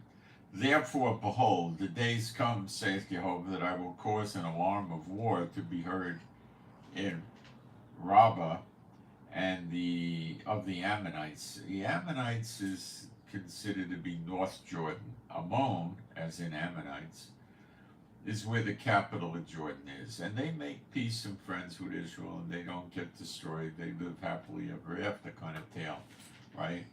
Like happy trails to you, And it shall be desolate, a heap, and her daughters shall be burned with fire. Then shall Israel be heir unto them that were his heirs, saith the Lord. Well, Rabbah is, I believe, a city. It's the capital of, I think it was the capital of Jordan. Now they use Ammon as the capital, so that place gets it. And we get Jordan back. Now, Hal, O Heshbon, for AI, it's not artificial intelligence, the name of the place, is spoiled. Cry, you daughters of Rabbah, gird you with sackcloth, lament, run to and fro by the hedges, for their king shall go into captivity, and his priests and his princes together. They're going into captivity too, apparently. Now, I don't know if this is going to happen at the same time as Elam gets it. I don't think so. I think it'll come after, but I don't know so either. Wherefore glorious thou in the valleys, thy flowing valley, O backsliding daughter, that trusteth in her treasures, saying, who shall come unto me? Behold, I will bring a fear upon thee, saith Adonai Jehovah.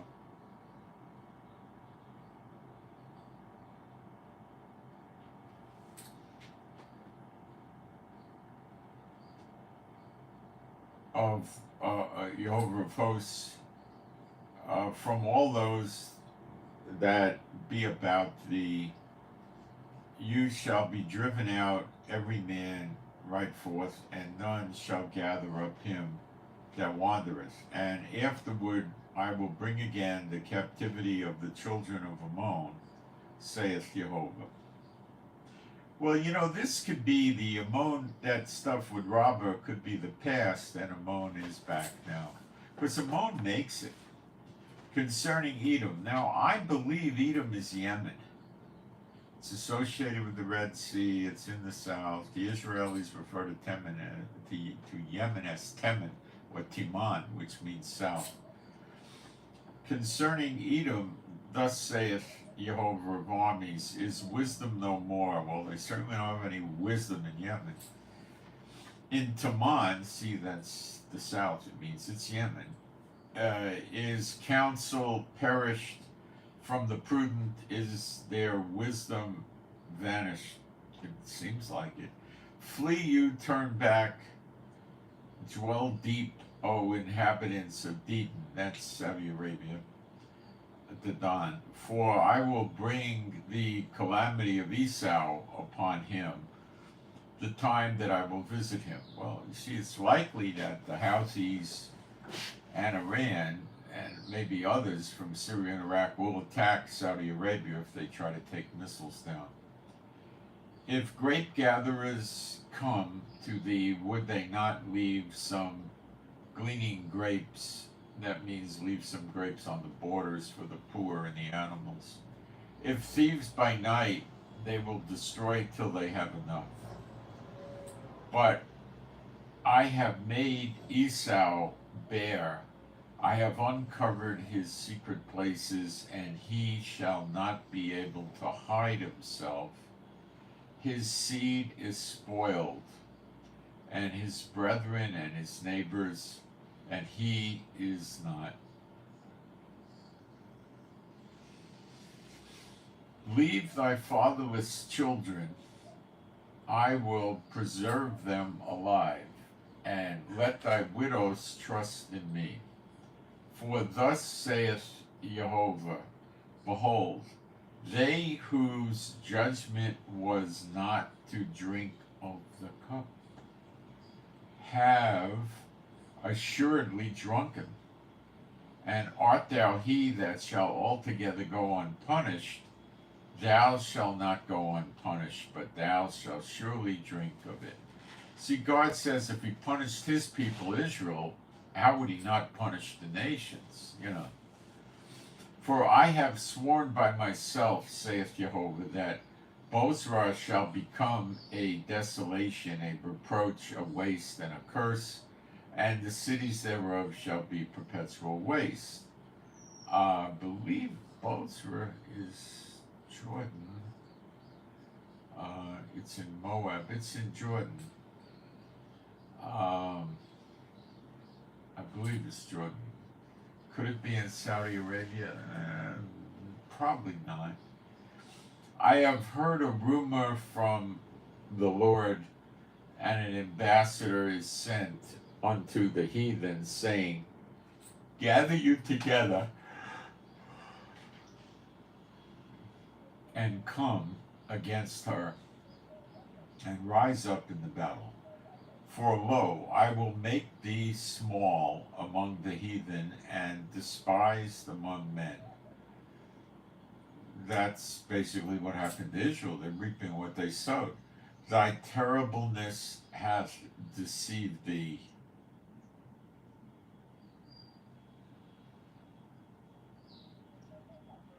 And the pride of thy heart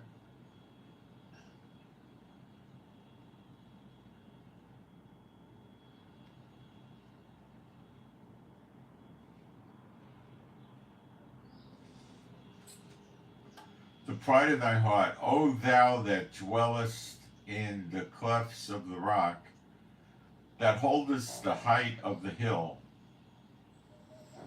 though thou shouldst make thy nest as high as the eagle, I will bring thee down from thence, saith Jehovah. Also Edom shall be a desolation. Every one that goeth by it shall be astonished, and shall hiss at all the plagues thereof. I think that's Yemen. And in the overthrow of as in the overthrow of Sodom and Gomorrah, and the neighbor cities thereof, saith Jehovah, no man shall abide there, neither shall a son of man dwell. Behold, he shall come up like a lion from the dwelling of the Jordan against the habitation of the strong, but I will suddenly make him run away.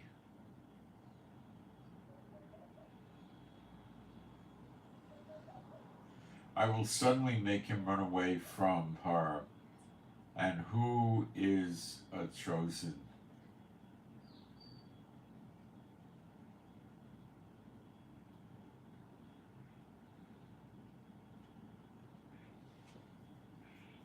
chosen that I may appoint over her, for who is like me, and who will appoint me the time, and who is that shepherd that will stand before me?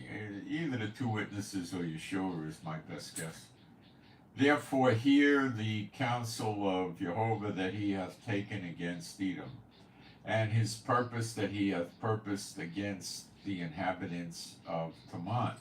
Surely the least of the flock shall draw them out. Surely he shall make their habitation desolate with them. The earth is moved at the noise of their fall, at the cry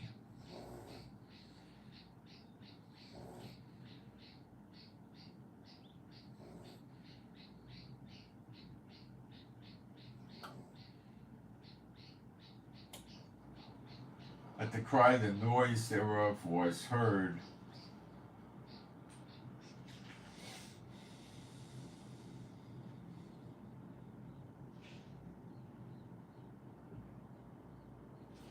That thing moved on me.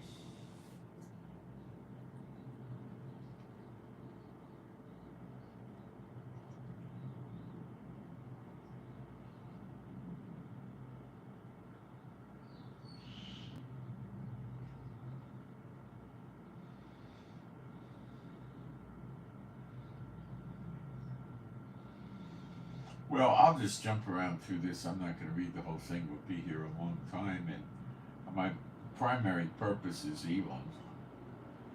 All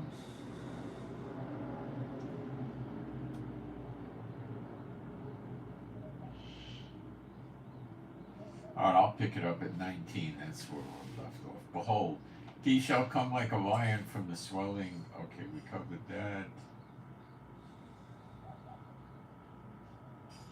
All right, verse 20 actually. Therefore hear the counsel of Jehovah that he hath taken against Edom, and his purpose that he hath purposed against the inhabitants of Teman. Surely the least of the flock shall draw them out. Surely he shall make their habitations plural, desolate with them. Now, America and UK and Israel have all been attacking Yemen, so this is no shock. The earth is moved at the noise of their fall, at the cry of the noise thereof was heard in the Red Sea. See, now they're associating Yemen or Teman or Edom, which is Yemen, to the Red Sea. So there's a lot of indicators that it's Yemen. Behold, he shall come up and fly as an eagle, and spread his wings over Bozrah, and at that day shall the heart of the mighty men of Edom be as the heart of a woman in pangs. They're very cocky. Concerning Damascus, Hamath confounded, and Arpad. Yeah. I'm going to jump to the little store. I'll be back in 5 minutes. All right. And Arpad, for they have heard evil tidings. They are faint-hearted. There is sorrow on the sea. It cannot be quiet. This is Syria. I don't know what sea that, it could be the Sea of Galilee. Let me look at the word Yam. It could be the ocean. It could be, it could be any of it could probably be Sea of Galilee. Maybe it's, I don't know. Does Syria go to the Persian Gulf? I don't have to look at a map. I don't think so. Damascus is waxed feeble, and turneth herself to flee, and fear hath seized on her anguish. Syria is not on the Galilee anymore either, so I don't know. And fear hath seized on her, anguish and sorrow have taken her as a woman in travail.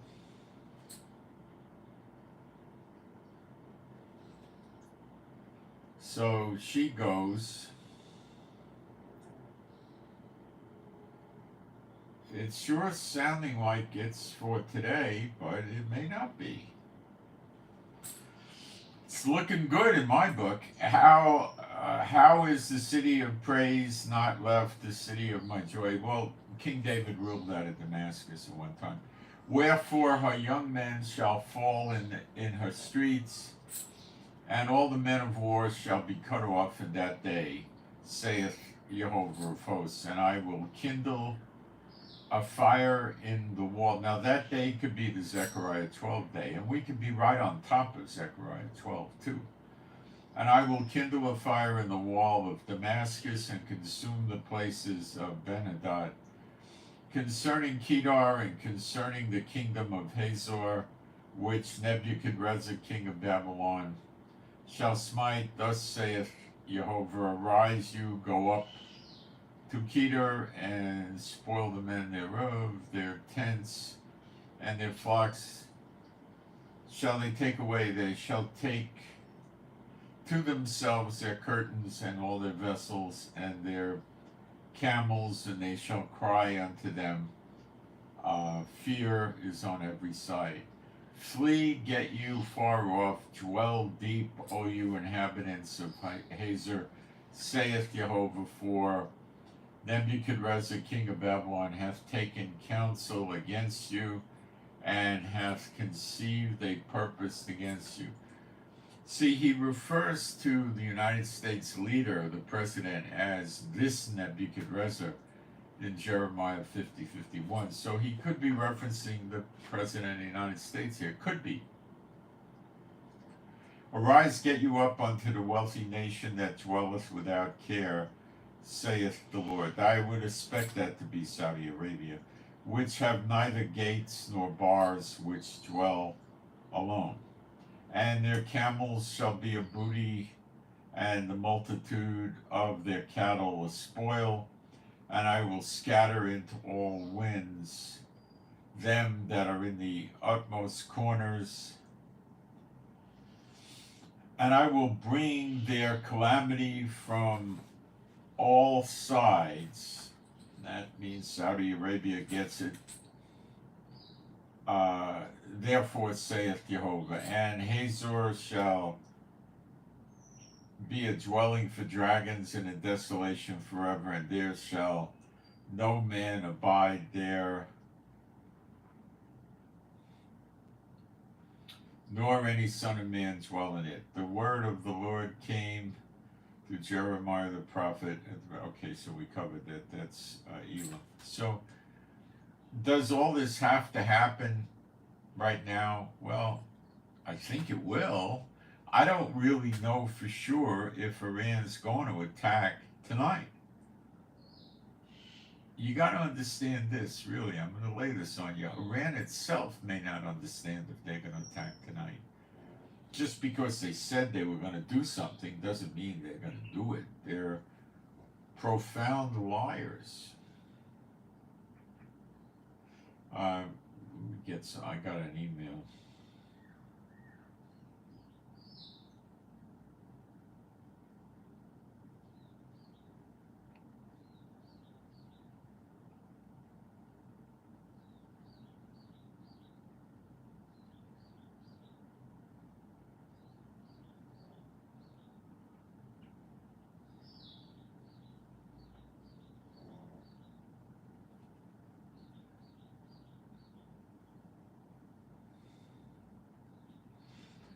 Well, I've been suggesting when the people toss demons, they tell them that when they go to the dry place that demons go to when they cast out of somebody, to stay there for 5 years continuously, beginning now.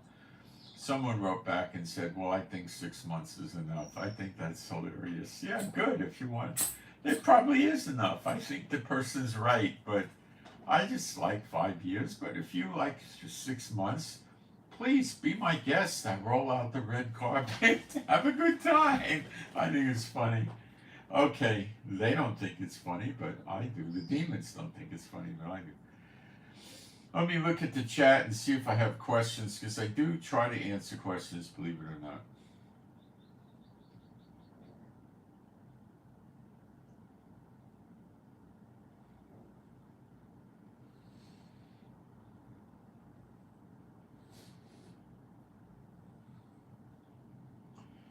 Jeremiah 49 I'm doing, yes.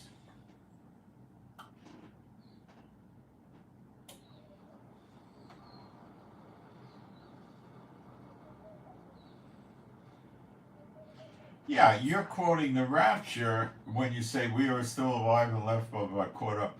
Yeah, but you have to combine it with the four teachings of Yeshua in John 6:39, 40, 44, and 54, which said that it happens on the last day. To sever that from the last day is false teaching, going against the doctrine of Christ, which means you don't have Christ. You've got to combine it with the teachings of Yeshua. Or you're going against the teachings of Yeshua, and you think that's a good thing? Yeah, it's Jeremiah 49.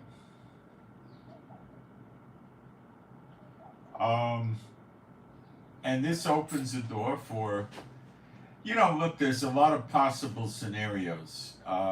When we see in Malachi 3 Elijah training the Levites and stuff, we don't see missiles and stuff raining down.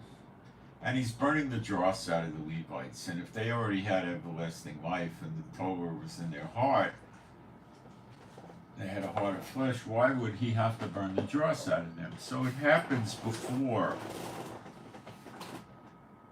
the appearing of Yeshua in the clouds. So we may see, after these next few days, we may see Elijah start teaching the Levites.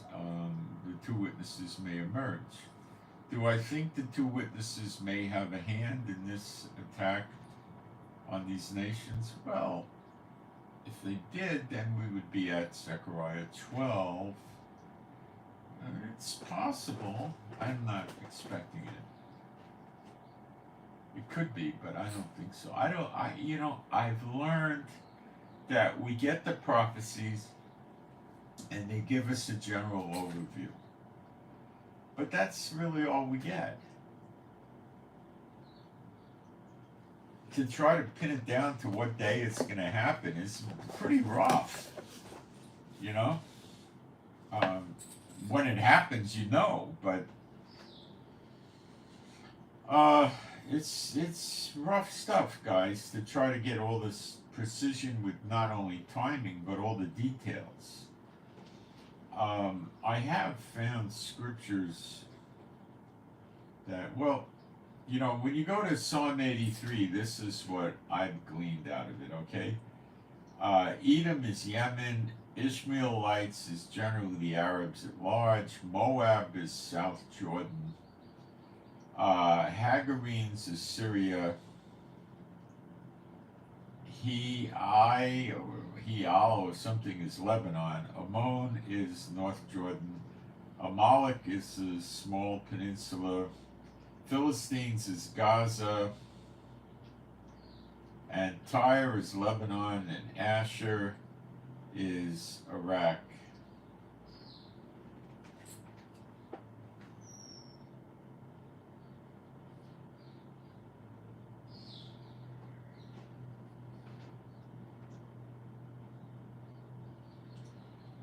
Ezekiel 28, 20 to 26.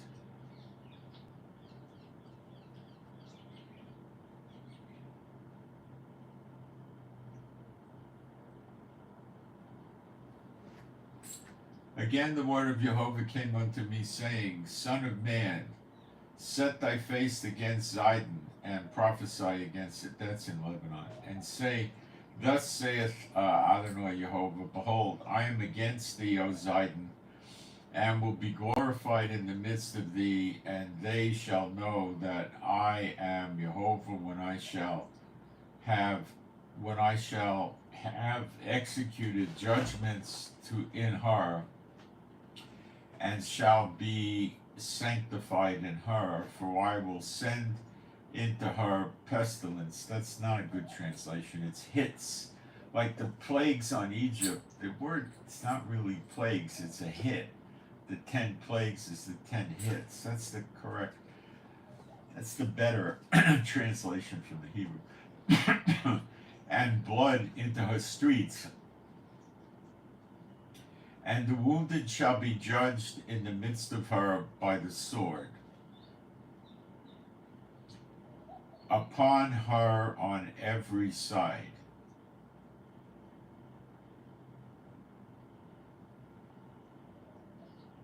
Well, that's pretty bad.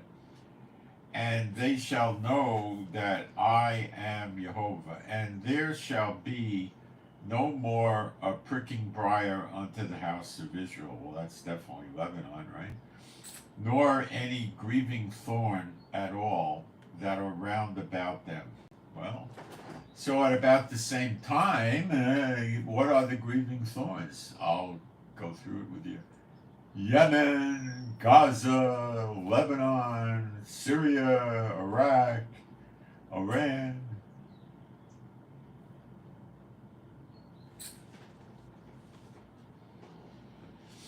That despise them. They despise us. And they shall know that I am Jehovah Elohim. I am Adonai Jehovah. Thus saith Jehovah.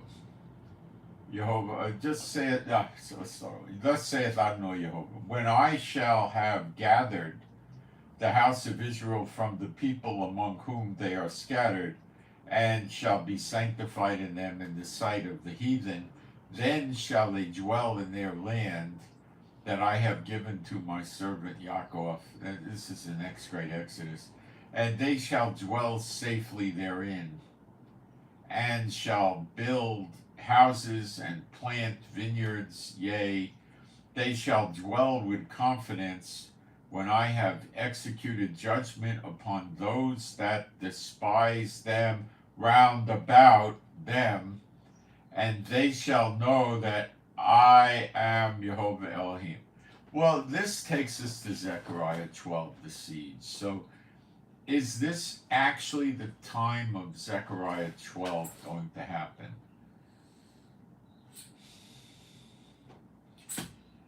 Not really, because there's missing countries in this. Jordan's not against us. Saudi's not. UAE's not. Kuwait, Bahrain, Qatar, Oman is not. I think this is a little different.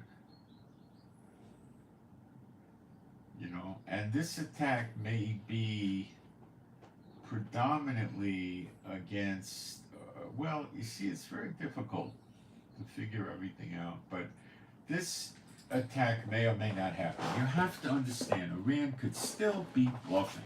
Although I got all these great goofy scriptures, I'm not told, I don't read the Bible and it says, on the 9th of Av in the year 2024, you know, or in the 23rd year of Netanyahu in the 9th month and the 4th day, Iran shall attack. You know, we're not getting any of this. Does it look like it's going to go down tonight or tomorrow? Yes, it does. It looks strong. Does that mean it has to happen? No. No. You want my guess? It looks like it will. But Israel's not really going to get destroyed. Let me see if I can find this scripture for you. Hold on. I wrote it down in my notes. That I know.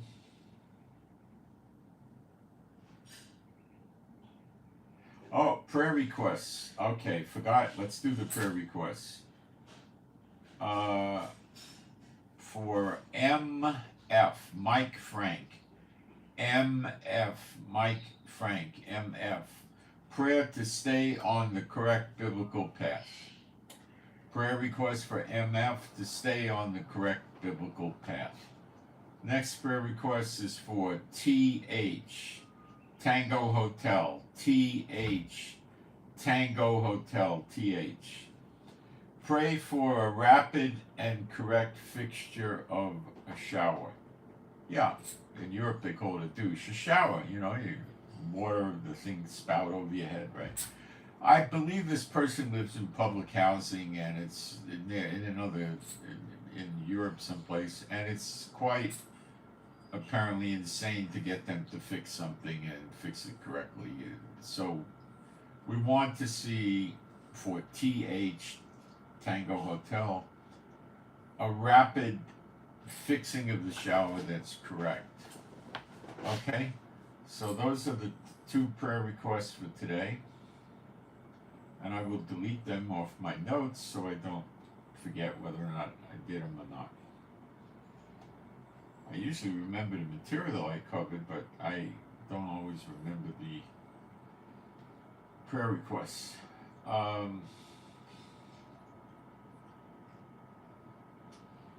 Iran may attack with a blitzkrieg of missiles Jerusalem because that's the seat of the government of Israel.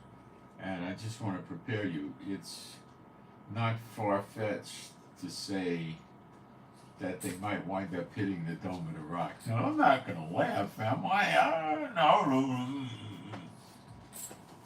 No. Don't think it's so far-fetched. Am I saying there's a scripture that tells me this will happen? No. Am I saying it just could happen? Yup. Because they're sloppy and their missiles are sloppy. So, I don't know, but it could, you know. Would I tell you to pray for such a thing? Oh, would I do that? Okay, Isaiah 61:4. You get my drift? Okay. Isaiah 61:4. See, this kind of tells us Israel's not going to suffer the wrath of Iran. Let me read it to you. The Spirit, where was it? 4, right? I went to 1. And they shall build the old wastes. It says old. Let's check that word, because I don't trust the English. Elam. Yeah, we'll go with old. It's not the best word for English, but go with old. They shall raise up the former desolations. Let's check for former. Rishon. No, it would be like the first desolations. Okay? And they shall repair. No, that's probably an accurate word. No, it's wrong. They shall kadosh. No, it means they shall new. The word means new. Kadosh. They shall.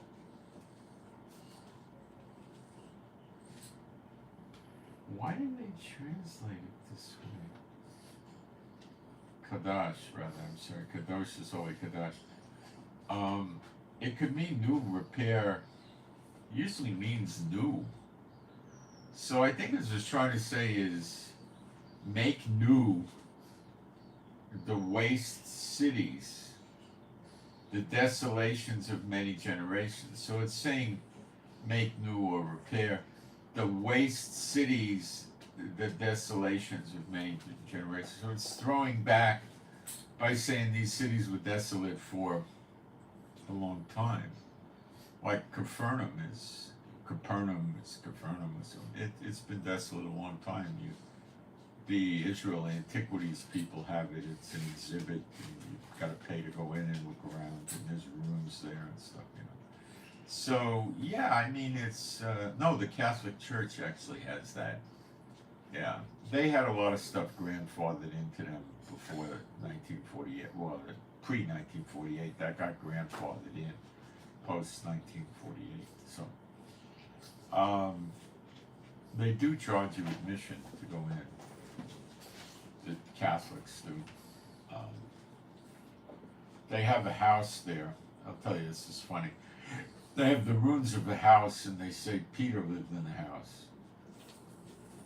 Well, I mean, I looked at the ruins. I didn't see a mailbox that said, Casa Peter, Peter, or, Beitshel Peter, or, in any language. There's nothing. There's no mailbox. I didn't know Peter lived there. They said it.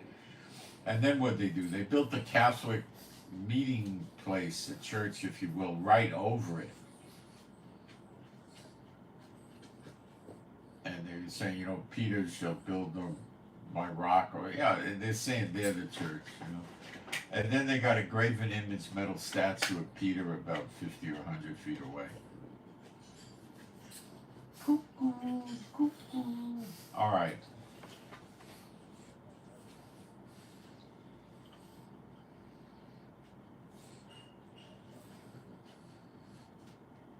Let me check my notes. Take it easy down there, girl.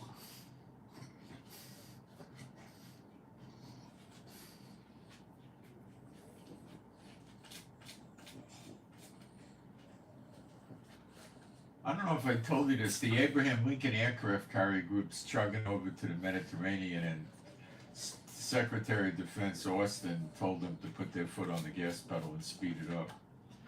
That doesn't sound like he's just trying to bluff Iran, but you never know.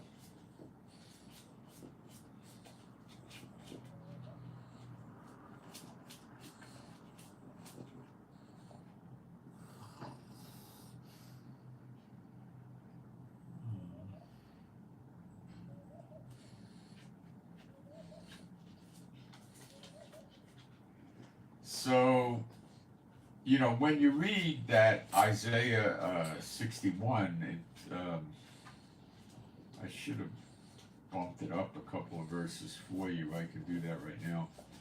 Verse 1 is, the Spirit of Adonai Jehovah is upon me, because Jehovah hath anointed me to preach good tidings unto the meek, and hath sent me to bind up the brokenhearted, to proclaim liberty to the captives, and the opening of the prison to them that are bound, to proclaim the acceptable year of Jehovah, that's the year of redemption, and the day of vengeance of our God, to comfort all that mourn in Zion. Well, the mourning in Zion is after the Zechariah 12, they mourn, to appoint unto them that mourn in Zion, to give unto them beauty for ashes, oil of joy. Okay, so you see, then it talks about rebuilding the waste places, and it doesn't appear that we're going to get obliterated. Based on that, do I think I'm missing something? Well, parts of Israel have been busted up already by the Lebanon border and near Gaza, okay? And Ashdod and Ashkelon, which is at the northern end of Gaza. These places have been busted up. Not totally obliterated, but busted up. So Gaza's been severely busted up, but that's the Philistines, and they go. Gaza, by the way, would be a very nice place to live. It's right on the beach, and you got good winds, and the weather's not that harsh, and you know, the Mediterranean's nice.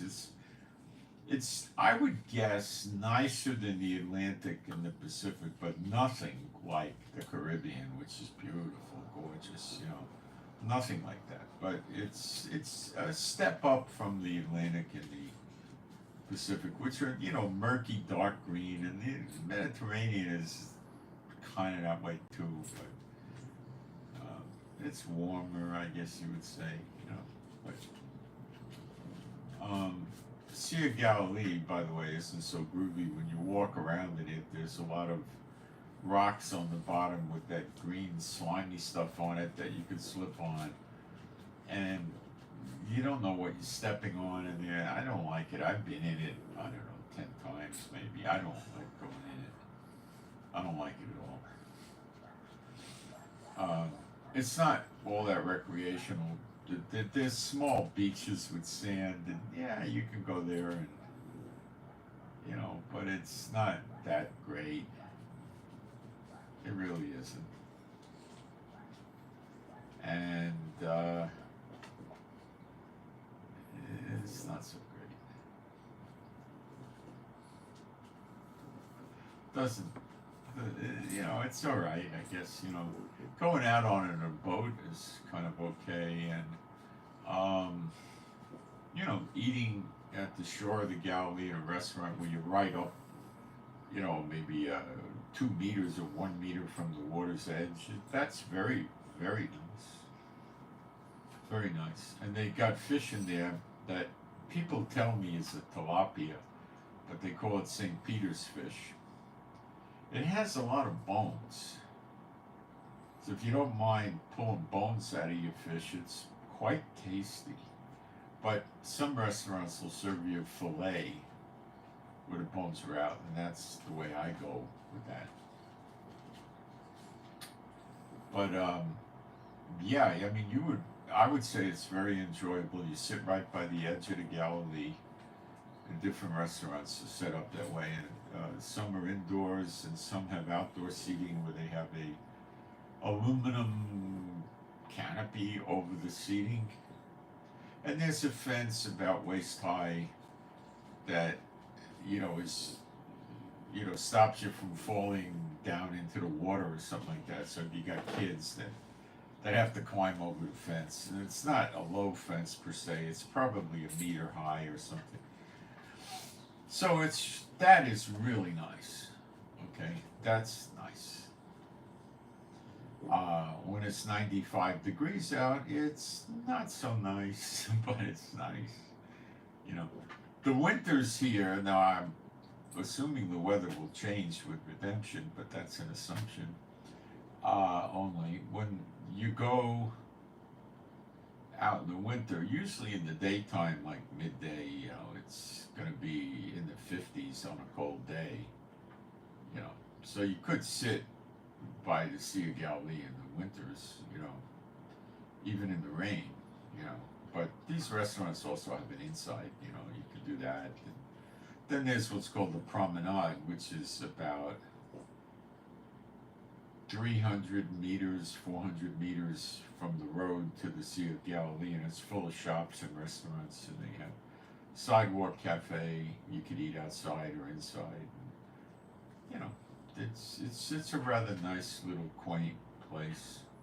You can also go to Tel Aviv and eat by the Mediterranean there too, facing the water, but you're pretty far from the water's edge, but the winds come in.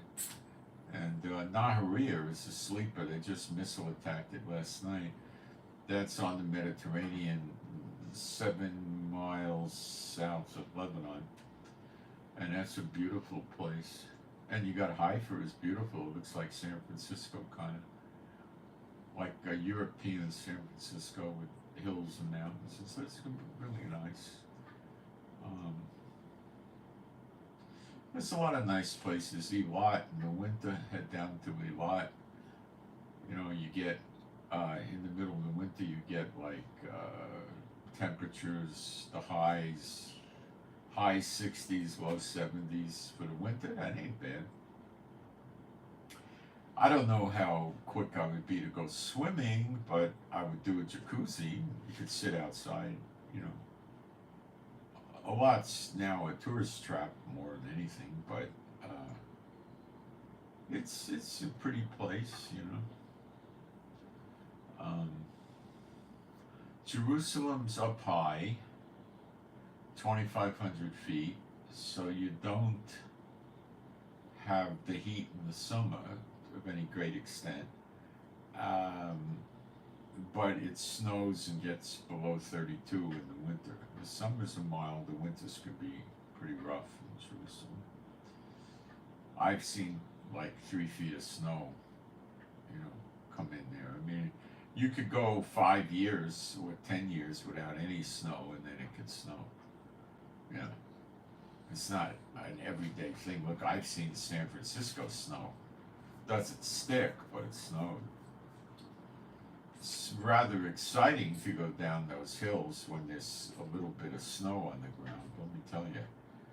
Because you could you go into a slide and then you turn, let's say left to break your slide, so you're going like this, and you could wind up going like this. Those hills are pretty steep. It's a scary thing. You don't want to go on the hills of San Francisco if there's snow or sleet or hail or ice, that's for sure. You don't want to do that. You probably don't want your car parked on the street because somebody might just bang into it and keep going. So anyway, that's what's going on. And you might want to pray that this thing comes to a quick end. It's very stressful on the people of Israel right now. And they're supposed to be in fear. So I look at it and I say, well, maybe Iran will destroy the military, and then Zechariah 12 may come in, and I just don't know. I can't get the fine tuning of all the little details. We just don't have enough to go on to get there. We know it's going to happen and we know the seasons, but we can't get all the tiny little details and get the thing nailed down to the day. It's just not going to happen because it ties to the appearing of the Son of Man, and we're never going to know that day or hour. It's concealed in the prophecy, so you can't determine it. So we're never going to have that. So if I knew the day of Zechariah 12, I'm basically knowing the day of vengeance, and I'm basically knowing when Yeshua is going to appear in the clouds, pretty much, maybe a little before, a little after, whatever, but I mean, probably before. So we're not going to get all that. So I am not even going to try anymore. But it does look like it's doom and gloom on these nations now. And it looks like Elam, which is Iran, Iraq, and Syria, shall be destroyed by her enemies, plural. And it may include Israel. It'll probably include UK, America, and maybe NATO.